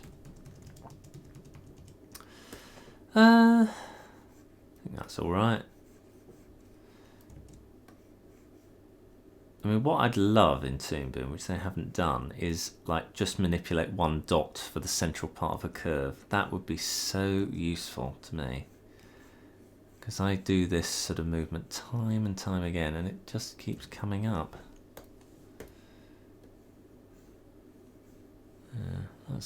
I mean, look, for the most part, let me just see how that looks. For the most part, I think that'll be okay. I can always refine. Anyway, can you please? That's it, right. Okay, so I've done that for the turban, which I think I'm happy with. Excuse me. Turn that off. Pardon me. Right, let me just. It's not that one I want to manipulate. It's that one. There we are. Yeah. Okay. All right. Go away. Right, so I'm now going to put one on for the bow, which actually might well just work from the same place. So let me just check that.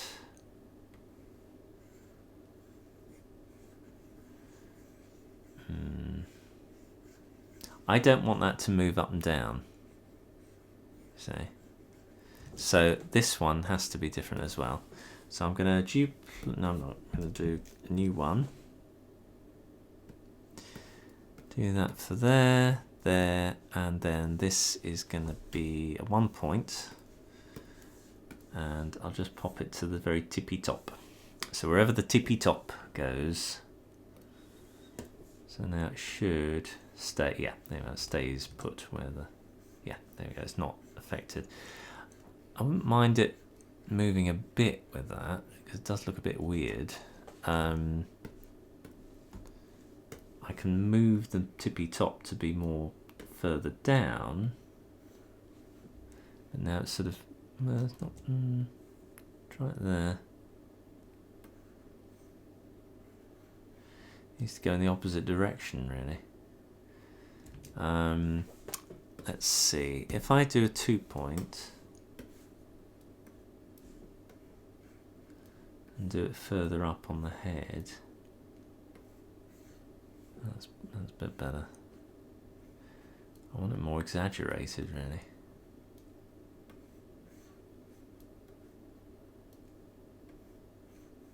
Oops. Yeah, that's better. Yeah, that's much better. There we are. There we go. Good, good, good, good, good. Okay. So I've got those two. Again, I'm just going to tidy this up. Tidy as you go. Once you go on, because otherwise you can get yourself into such a bloody pickle. Oops. Oh. What's going on? Right. There to there. There to there. There we go. That's it. And then I don't know what's going on there. Oh, that's the old waypoint. Right. Okay, good. And then these two. Because I find these very, very long-winded, I'm just going to call them P point kin. Oh, I hate that. 2. That'll do. And then it's easier to see what they're doing without them taking up half the world with their great big words. There we are. Okay, excellent. Right. Save that. Anything else? I think that's good. So we've got that sorted out. Now I need to do some more for all of that. Oh, it does this so often. It's so annoying. There we go. Right. Okay. And I need to do that. I'll do one for the mouth and one for the hair. So let's duplicate that and see what we get. So when I move it around now, the mouth, I don't want the mouth to move quite so much. So if I'm changing it, where does the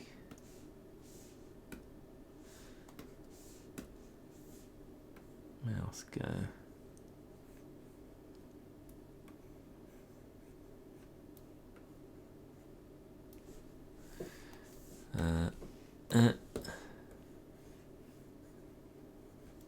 Not that one.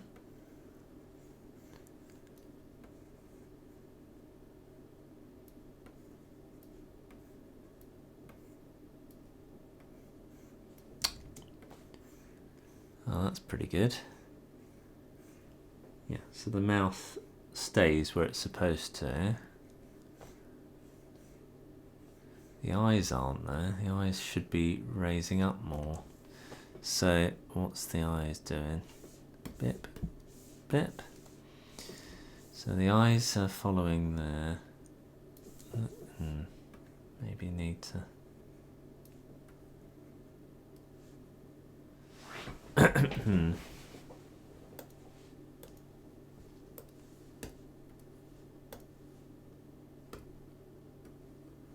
Oh, I keep getting hold of the wrong bit. In fact, that happens so often, I think I'll add a little handle to control that part now, actually, because it's really getting on my nerves. Oh, I keep going to the wrong bit. Right. So, skull. This is the bit I want to control, right? So I'm just going to pull one out of here. Oh, is that what I want? Not sure yet. I'm going to create something called an OGL controller. I'm going to plug it for the moment anyway into the skull turban comp and plug that into there. Now I want to see what happens. Selection, I want it to manipulate this. So if I move that, oops, come on. Now why am I not able to?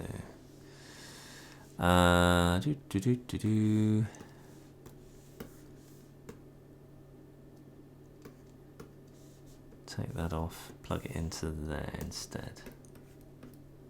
Oops. Why am I not able to manipulate that, huh?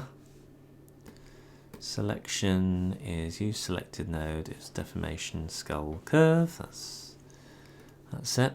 I think it's because it can only manipulate pegs. So what we're going to do is I'm going to create a peg, take the values from the X and Y, because that's the only bits I need, and plug them into this peg.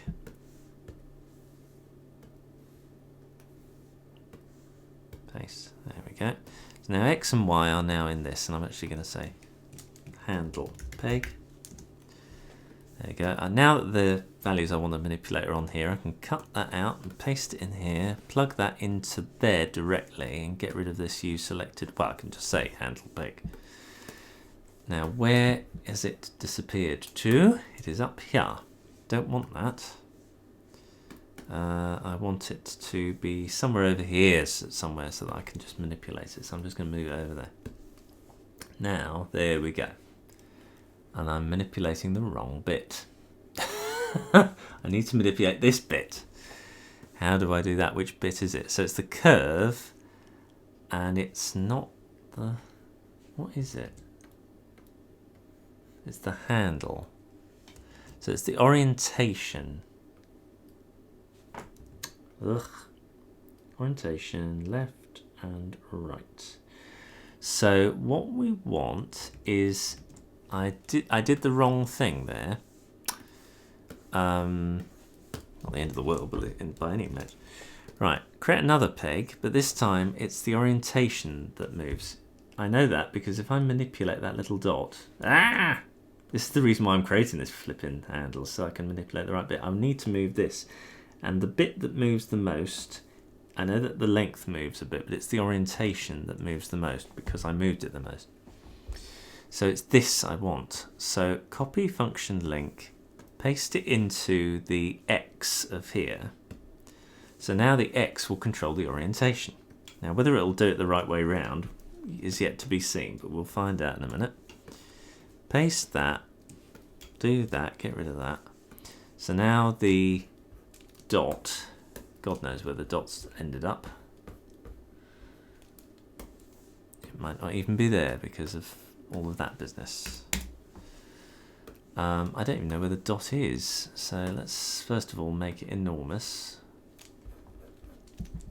There we are, there. So move that to somewhere sensible and then make it to a sensible size, like about 2 or something.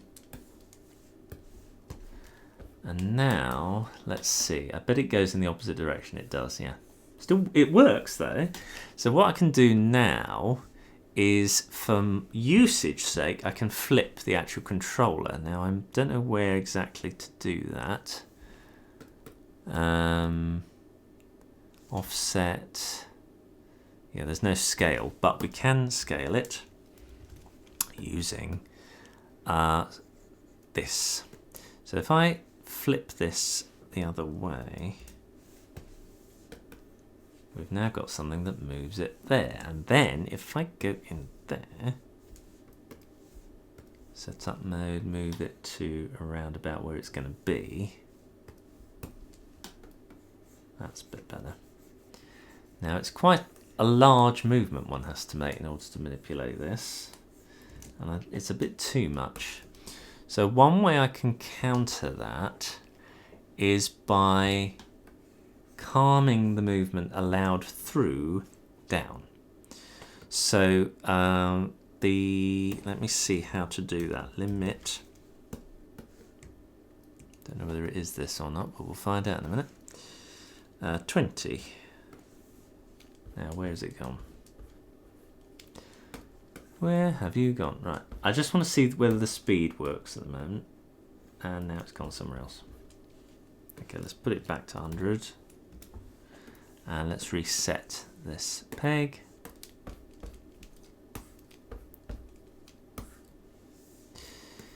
And reset that peg. Oh dear, what's going on? Unplug that. Let's just undo a few times. That didn't work. Force transfer. Oh dear, okay, it's not, oops, it's not allowing anything through there at all. So if I now do it, it'll be alright. Alright. I need to slow this down. How to do it, how to do it. It's way too slow for this kind of movement.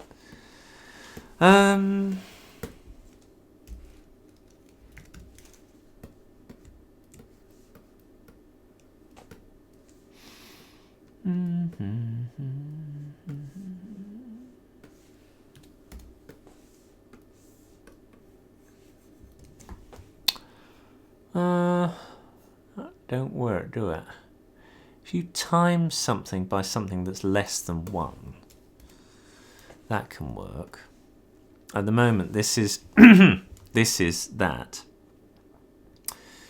but then the scale is 1, and if I change that scale, I wonder if that'll give us our answer. So let's change that to 0.2. Now it might affect the size of the disc, which it has, but then I'm going to disconnect it from here, call it movement peg, and then say to this, I want you to move that.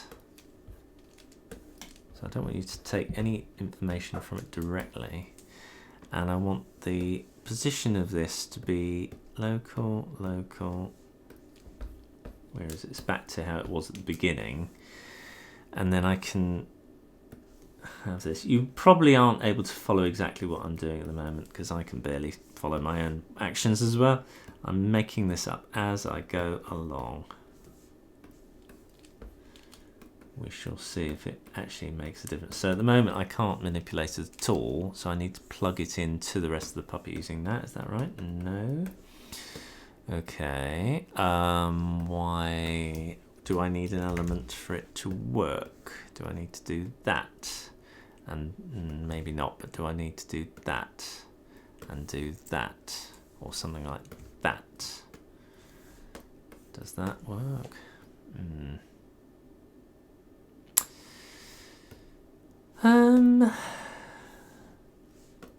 Back to the old trouble. I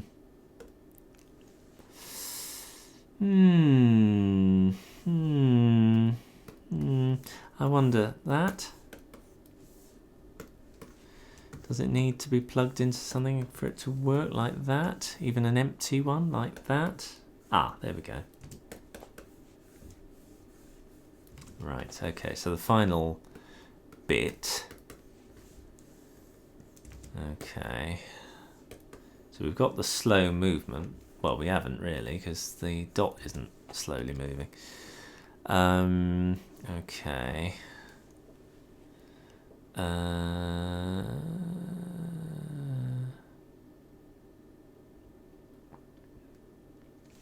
In which case I could have just done that and it would do the same thing. Obviously it's miles away now again. Yeah, that's an even bigger movement now. What am I doing? Ah, but that tells me something.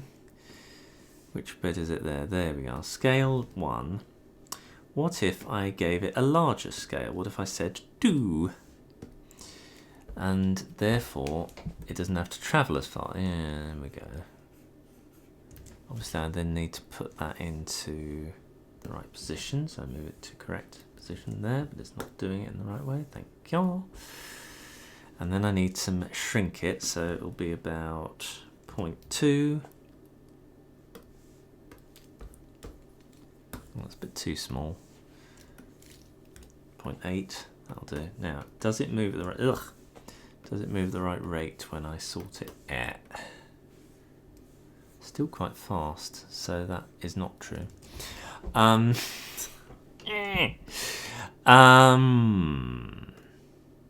right, let's put it back to 1-on-1. Oh God, so now it's somewhere else again. And I change the setup mode. Now it's disappeared. Right, constant size. Go away.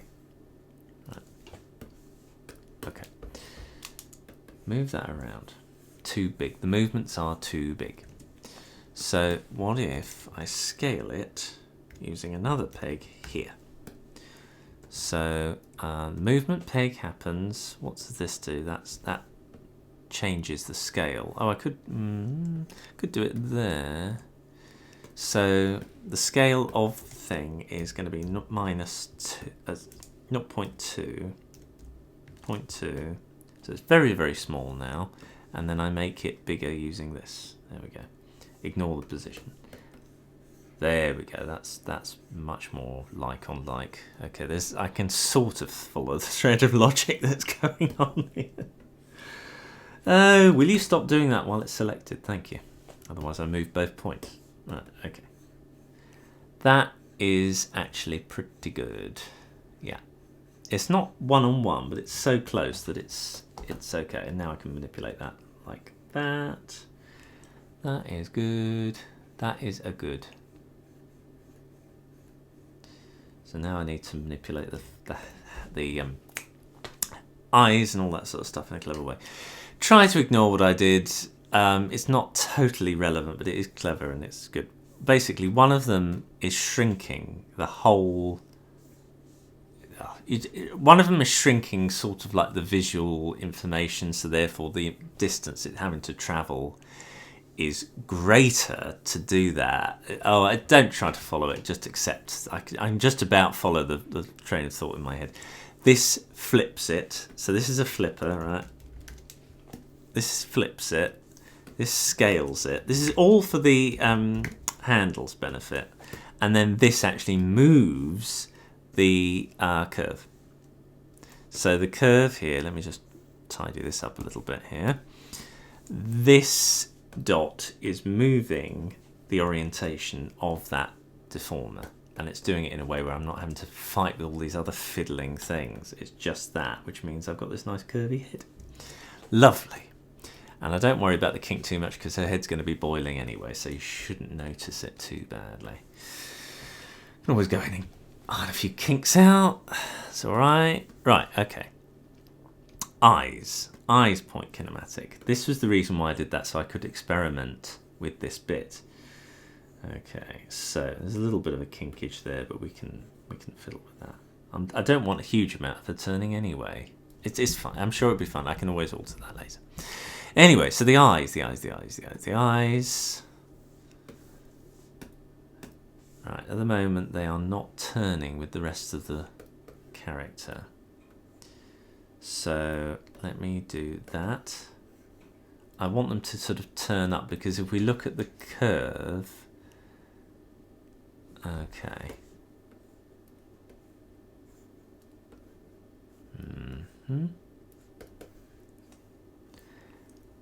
At the moment it's just turning like that, and maybe it needs to do, there we are.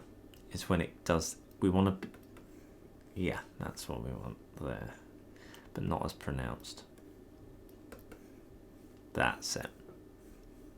So you have to get the right part, especially on a curve that's doing something so tight like that. There we go. So now we're getting at that. And then it means the mouth is a little bit funny, so I'm just going to manipulate that one.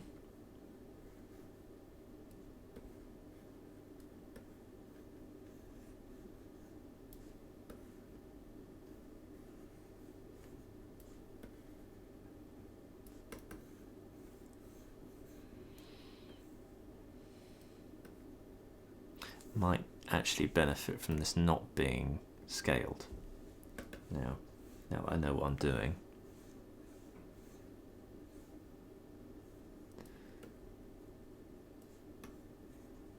Needs to be quite close to that line. There we are.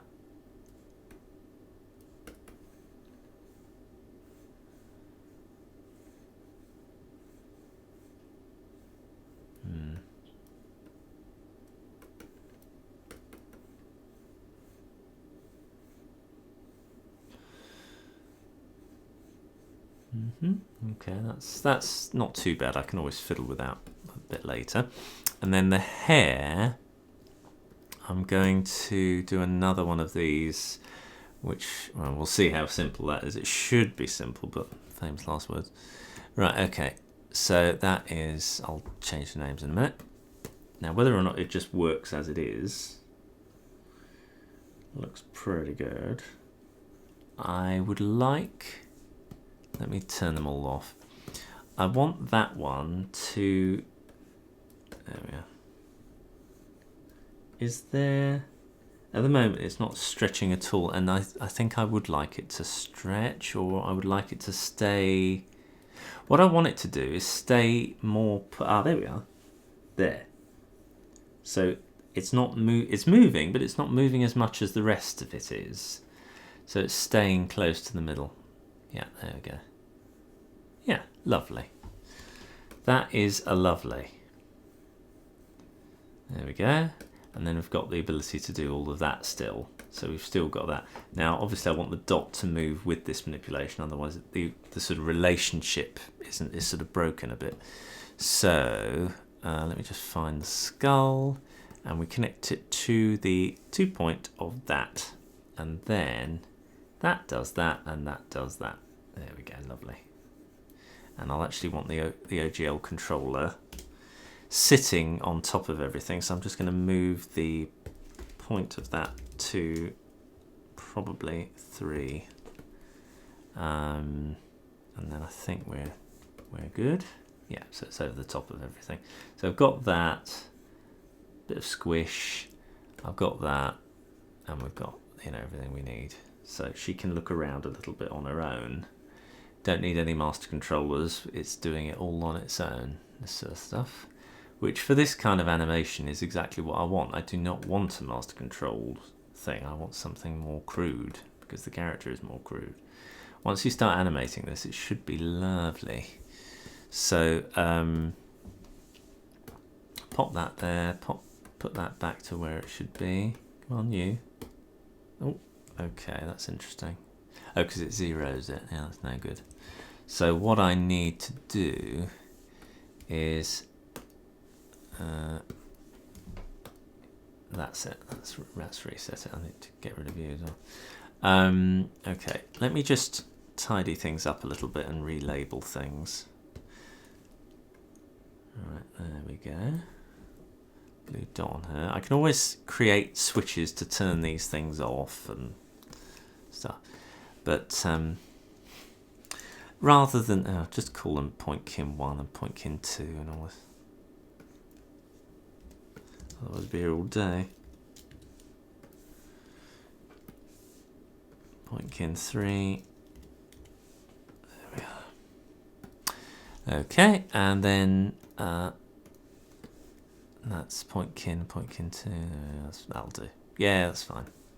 Just tidy this up a little bit. Get rid of you. Right. Okay, I think we've got something nice. So that's her head done. So there's a little bit of manipulation there. Why have we got that there? Doesn't make any difference, but I'm just going to move it there anyway. There we are.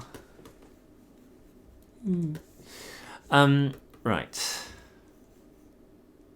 What's it look like when it's rendered? Lovely. Lovely. There's a little bit of puckering there, but I think we can get away with that. You'll notice this doesn't affect up and down, because that would mean that I'd have to change the length manipulation through this. You know,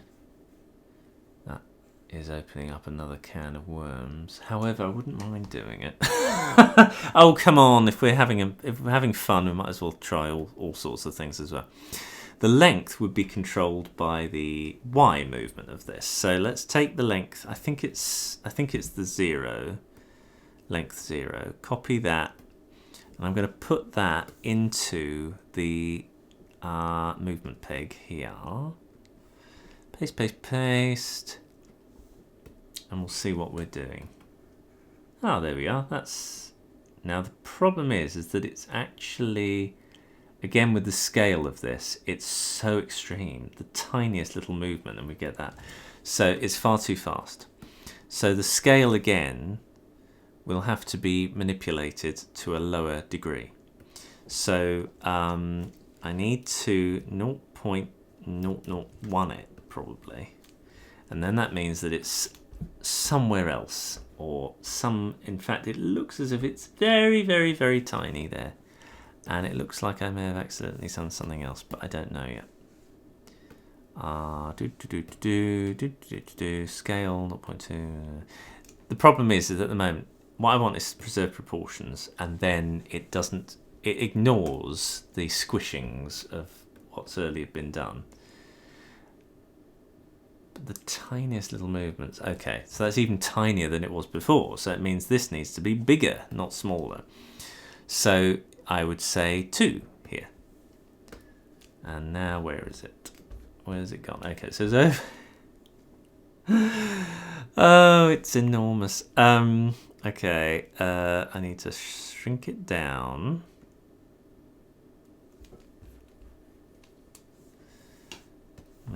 Move it to where I want it to be. 1. Okay.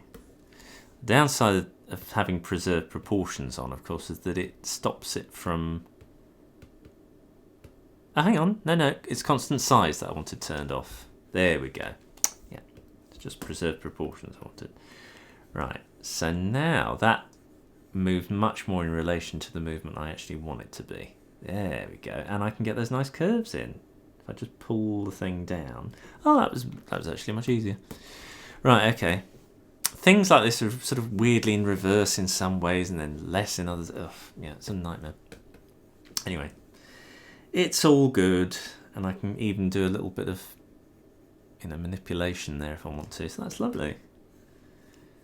Yeah, there we go. Right, okay.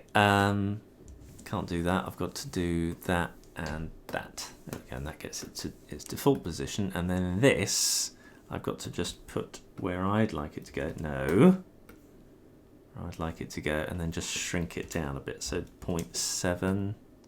That'll probably be all right. Like that. Oh, I've got setup mode on. I'll turn that off. There we go, and then we've got something now which I can actually manipulate everything. Lovely. Good. Now, I want to do something similar with the apron and this. So I could just do that if I wanted to. And if I was just shoving this through, I would do that. But we're having fun. We're making a tutorial-y kind of thing where I'm having fun and just mucking about. So as far as I'm concerned, yes, let's do it because I'm enjoying myself. So I'm going to put a deformation curve on this and then manipulate it with a dot in the same way, probably. And then I can sort of have fun. Right, okay, so let's just find the apron. And I'm going to put a thing on like that. So then the idea is, why is that not moving around? Is it? Why? Why? It's completely floored me. Why is this deformation not manipulating this? It's definitely connected. Why is it not doing it? Okay, so it's not... Okay, that's odd.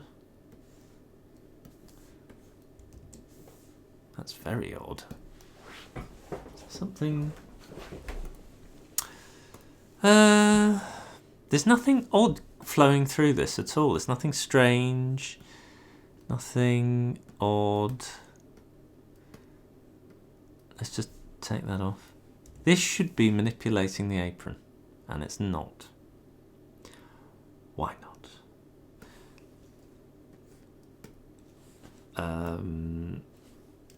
Oh, hang on. I know why. It's because of the settings that I did here. Let's turn that back to influence. Yeah, now it should work. Hey, things make sense again. Right, now, at the moment we're getting quite a pinchy point there, and I don't want that, so I'm going to just alter this to further down, so the curve is a lot less, it's more relaxed, and now it's a bit too relaxed. So pull that up there, pull that up a little. That's more what I want it to be. In fact, if anything, I want it to retain that curvature there, so that the starting point should be more high, like that. And then when I move it around, that's more what I want, I think.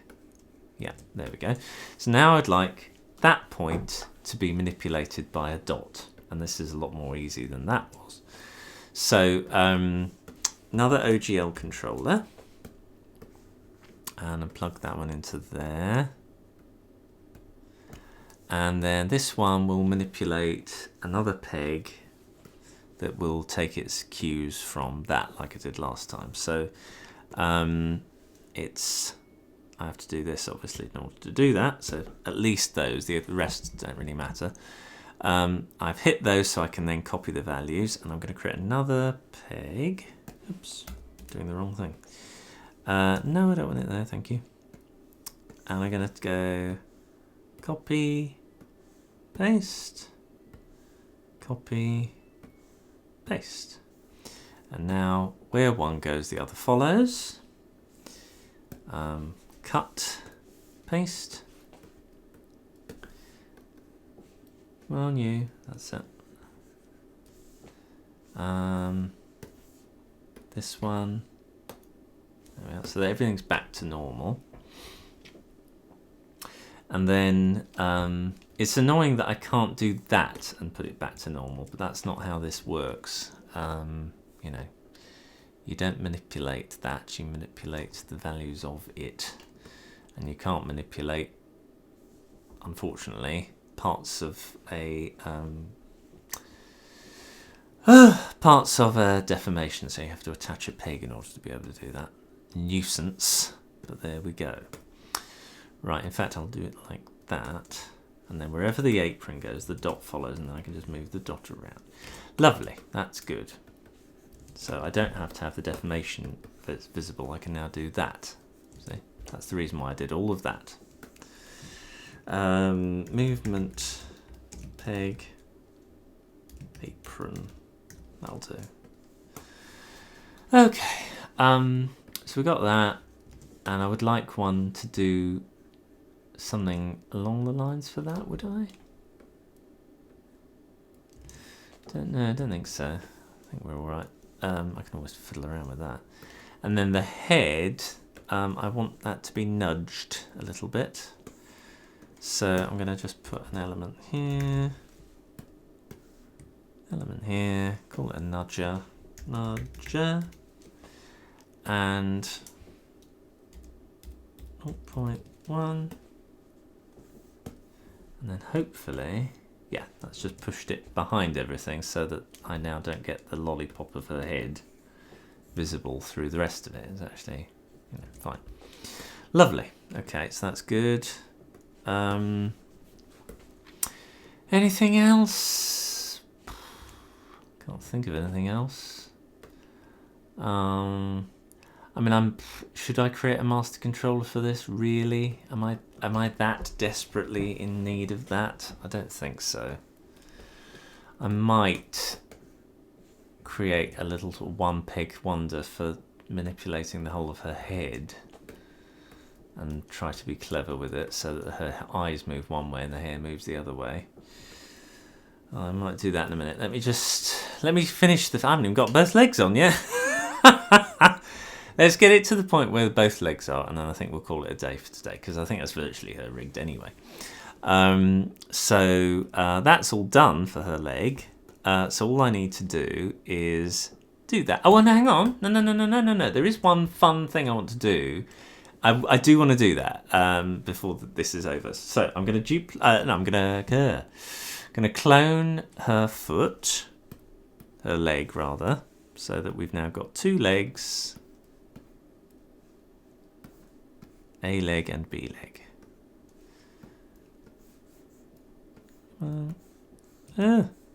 Like that. There we go, lovely. I'm just going to change the name of that. There we go. Now the lower torso, I want to put a constraint in there so that when I move that around, it moves the top of her dress. So the bottom of that would be, so I've got to, in order to do this, I've got to put this in the upper torso first. So the torso shall have a constraint on it. 2-point constraint, which moves everything other than her arms. I do not want her arms constrained. Everything else, though, I do. Oh, except, I don't want the collar constrained either. So I just want the torso and the apron gap. And the torso will have 2 pegs. It will be the torso up and the torso bottom. So the torso now will have that and that. Torso base P. Or actually I'll call it a nail, because that's the sort of thing it'll be. And torso top nail. Get rid of that P. Right, we've got 2 nails. Top one is at the bottom, so that needs to be moved to there, and the base one is in the wrong place. That also needs to be moved to there. Now, lovely, lovely, great. Now the only problem is that if I move the top part, everything else, everything else. Oh no, that's right. There we go, lovely. So that's good. And then that moves there. Now, I think I do want it to move a little bit with this. So what I'm going to do is attach the arms to it. And the head, of course. But I want them to have limited movement. So I don't want, in other words, I don't want them scaled. I want them to be moved, but I don't want them to be scaled by it. Or at least not much. So I'm going to put a limit on here, plug that into here, and take the rest from here. So it's saying limited from there, and then the rest is the same. Thanks. So I get rid of that and plug that in there, move that around a bit so there's a bit more room. Right, okay. So, and that would be the collar as well, wouldn't it? Probably. So get rid of that as well. So now we've got this set up. The first thing I want to do is say I do not want any scale. Is that right? Yeah, no scale of any kind.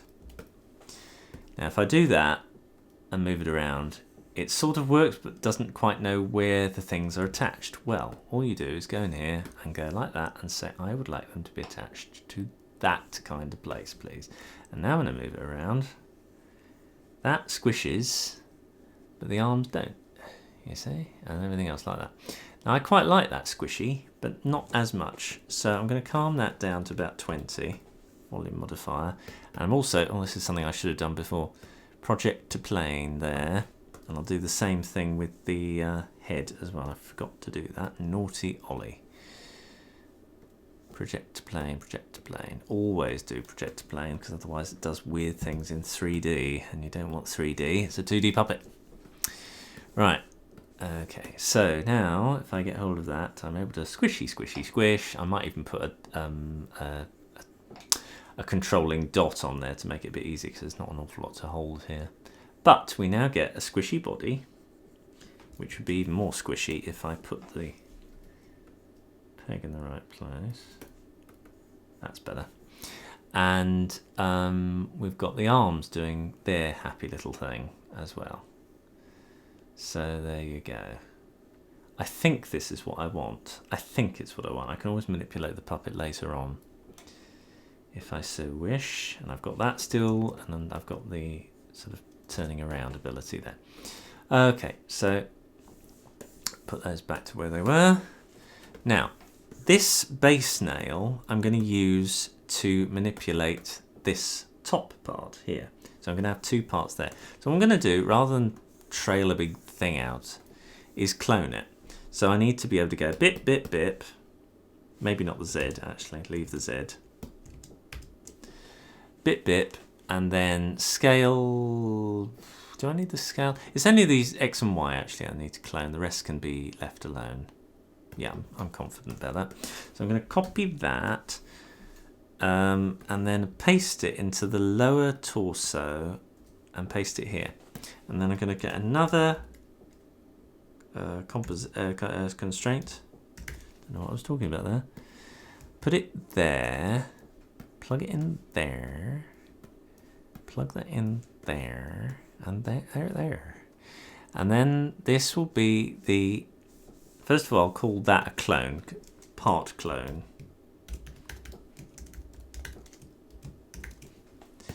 And then this part is totally on its own, and it'll be a nail base.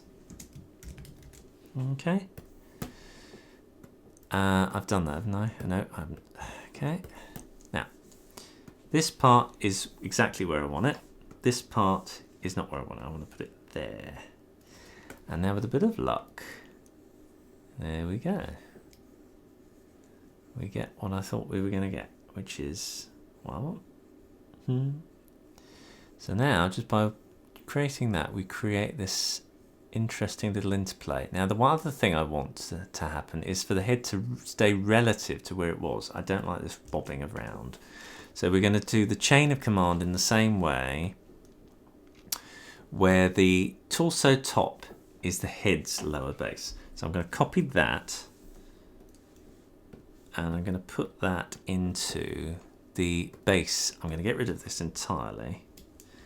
Paste that, plug that in there like that, and then we should get something more happy if I get it right. Okay, why isn't that working? Because it should. That's the top, that's the bottom. Why is it not working? Might be because we want this to be that. No. That is odd. Why isn't it working? Should work. Come on. Torso top nail is the skull base, which is fine, and everything else. So hang on. The X and Y. If I move that. Are we getting it twice? Oh, we're getting it twice. That's the reason. Which is great, because it means I can now say goodbye to that idea. Go away. And plug that back in there, and then we should get everything joining up together. Yay! That's it. So now we've got our stripes in exactly the right place. We don't need this nonsense anymore coming out of here because it's not relevant to anything. And we've got everything working in a lovely tickety-boo way. How great is that? Isn't that wonderful? That was a Willy Wonka laugh, wasn't it? Johnny Depp. So yeah, we've got all of these situations, and I can even, if I wanted to move the whole of her body, hang on. If I do, now this is where this could be actually quite useful. Actually, if I manipulate this peg, it moves. It should move both pegs around, but it's not doing that because we've connected it up like that. Oh, I see. So, if I do, actually, what I'll do is, rather than have the transformation limit come here, I'm going to have it come here and go all the way up as a parallel port to that. And now this should move it around. No, it isn't. Okay, so I'm talking absolute rot.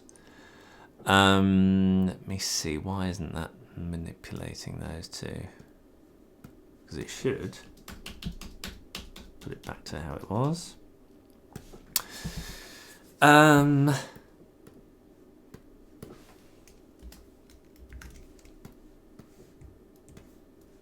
If I move this.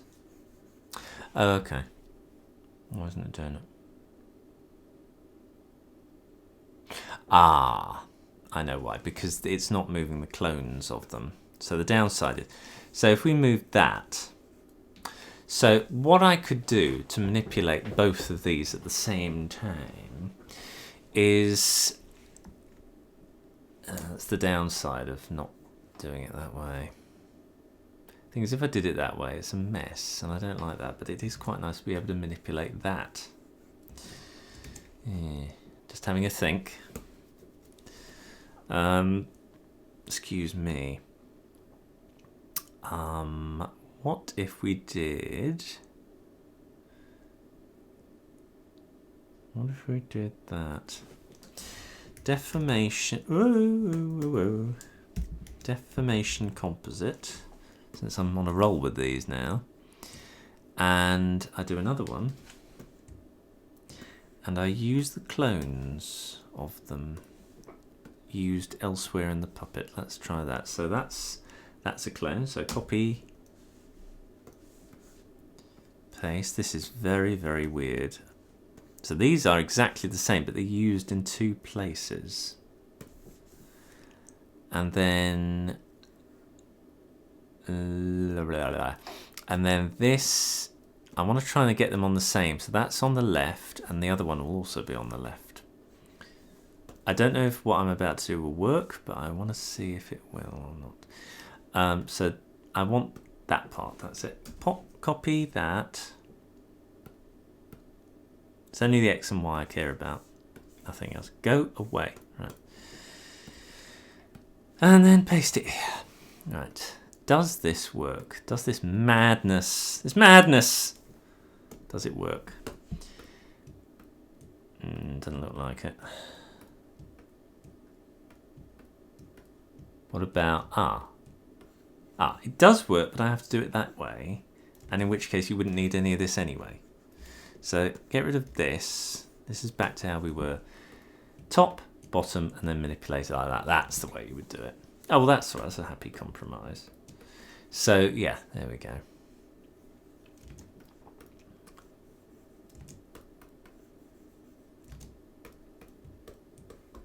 Yeah. So as long as you know where to grab her, she can do all sorts of slightly different movements, which is quite nice.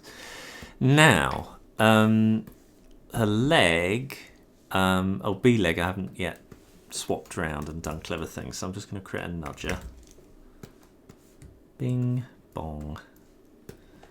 The foot is doing clever things, that's right. So the... come on, think. Nudger. And that's going to be -1. And then I move it to where it's supposed to go, which is going to be over here. There. There we are, lava. Now, the last clever thing I'm going to do, at the moment, when I move her feet around, if I move that, her legs don't do anything clever. Well, what if I did something like that as well? So what I'm going to do is, now this is the point where I'm not quite sure which way to approach this. The constraint I want is just for the leg part, I think. I could get away with the whole thing actually, but we'll see. So I'm going to just do it with the lower torso, and the 2-point constraint of that will, the base of this, I'm not adding another part to the chain basically. So the base part, copy that, put it here, and then I'm going to do a constraint again. 2-point, I'm just going to make some more room for myself. There we go, a little bit more room. and then the dress base nail will be one part, and then another part will be the ground. So peg, and I'll call it the ground nail, which incidentally you could use the original master peg because it would have exactly the same, but you know, I think this will be fine. It's the ground nail. Project plane, that's all good. Ground nail is not in the right place. Now, because we're not getting anything good yet. Why not? Should do. Is that not a clone? No. Oh, it was, but I didn't create the right bits and pieces for it to work yet. So the base has to have at least X and Y functions in order for this to be cloned. So copy now, paste there, put it in there, and now we get that. Now the thing that we don't want is the, first of all, we don't want any squishiness at all. So I'm going to turn squishiness off. So now we don't get any squishiness. We do get feet that disappear. So what I now want is the feet to not be affected. So how to do that? We take the foot out and we plug it into, hang on, we plug it into there. Now let's, well, let's plug it from there and see what happens. Okay, now the good thing is that we get that. The bad thing is we get that. So what I'm now thinking is we need, what do we need? We need individual ground pegs for each foot. So rather than do one, I'm going to do two constraints, one for each leg. So both of these need to come out of here, and I do it in the leg area instead. So I'm just going to do that. Plug that into the leg. Plug that out. Ooh dear. Let's do that, and then do that. Get rid of that. Plug that into there. Better, but not great. The ground nail is in the wrong place. It needs to be the foot nail. So that is what needs to happen. That needs to go away. That needs to stay. And then what happens? Right, where is the... Why is that doing that? Ah, because the foot nail was doing some other job as well. I remember now. Come on, put things back. Right, okay. The foot nail, as far as I remember, was connected to the curve. And we want to break that first before we do the rest of it. So I'm going to just take that off. So now we have a foot that's got nothing to do with anything. And we have a foot which should have a attachment about there. And then I will move the artwork of the foot there. Ignore the fact that the other one leapt to some ridiculous place. It's probably down there, which is fine. We just want to make sure this works. That's lovely. That's far more what we want. And the definition of that is still there. So we can do all of that and it still attaches, which is also what we want. We can also do that, which is not quite what we want, because it moves too far. So what we need to do now is say, we need to give the impression that the leg is sort of connected there because it doesn't quite work. So we need to create a peg that is manipulated further up, I think. That's better. So it's not moving quite as much, but it is moving. See what I mean? So we get a little bit of shufty. See, so it's calmed it down by moving the pivot up. Yeah, it won't make sense. Well, it might make sense to some of you watching this, but don't expect. I don't blame you if it's too confusing at this stage. But it's just I'm going ahead at lightning speed, my own brain. I'm amazed that I can think of it, quite honestly, at this point. Oh, good. So hang on. So the downside is if I move that around. Oh no, it works as well. Oh, that's good then. Another one of those. Another one of those moments. Oh, that's lovely. Okay, so I've got my. So I've got that. That's better. So I can get rid of the B leg entirely. I've got my leg, my brand new, properly manipulatable neck now. I can clone drawings only. That one. Ooh, come on. B leg. Come on. B leg. B leg. B leg. Big leg. There we go, like that.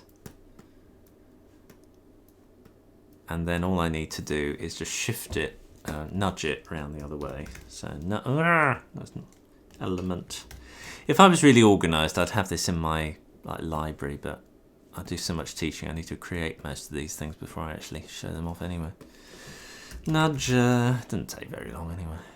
-1, there we are, and then just put it in the right place. That should work. And then with a bit of luck... Actually, what am I doing with all these nudges? I could have just done it with a static transformation, which is what I've done previously. What on earth is the matter with me? You complete it. Actually, there is one benefit. If you do a static transformation, which is what I'm doing here, and my brain just suddenly forgot they existed, even though I've been writing about them for years on end, the downside is none at all in the way I'm using this, so why don't I do that? Complete and utter idiot. Oh, actually, no, there might be one thing it can do that I can't do there. Let me see. So, first of all, I'm able to move it to the correct place. Can I do that? Yes, I can. So there's literally no... Oh. What is the matter with me today, or the last few days? It's like I've forgotten how to do everything. Right, okay, so why isn't that moving nice? Don't know. That. Are they not connected? They're not connected, are they? Okay, well, the way you get around that is just by nicking them. Copy. Get rid of you. Paste. Actually, that one might need... Hang on, what's going on there? Ground nail. Why have I got that? Dress base. Ground... What? Did I get... Oh, I get it from there. Oh, silly. Silly! I thought there was something wrong. Right. This will be its own special the same, rather. But this won't be. So I'll have to just create a new peg. Do that. Call it foot peg or nail. In fact, I should have done that with the other one as well, which I haven't. And then this one will just have its point. Where is it? There. Manipulated to there. And then with a bit of luck, I should now have done it. No? Okay. Damn it. Sorry if you're listening through headphones. Okay, so the problem is now is that the static transformation is manipulating both of them. And I need to manipulate one of them. So if I'm right... That's still not right. Okay, what about if I only do it for that one? And now we get it right. Okay, now the downside, of course, is that the artwork is not flipped for both of them. However, if I duplicate that and put it in there, we now get it. So what I want is to flip both of them, but this one I don't want flipped. I just don't, I want, yeah, that's how that works. And I'll call that flipper 1 and flipper 2. Right. Flipper 1 and flipper 2. Honestly, I mean, there we go. Try to keep up at the back. I've done a simple, insane amount of logic that anybody should be able to follow. Right, okay. There's no way most of you will be able to understand what I'm going at such a fast pace. It's ridiculous. I mean, But a lot of the principles that I've done here, I've either consciously or unconsciously put into my books, which are much, much easier to follow, and you get more what you want out of them. So I would recommend that you all do that, because that is where it's at. That is great. So I'm just going to tidy up her little foots. There we go. Lovely. Turn that off. So can't even remember what that's doing now. I don't like the fact that the point is there. Let me move that. I don't like points that are covering handles that I use. There we are. Okay, so yeah, and yeah, and yeah. Constraints are fantastic because they allow some amazing results with very little manipulation. You know, they're so useful. There we are. Great. Really, really, really happy with that.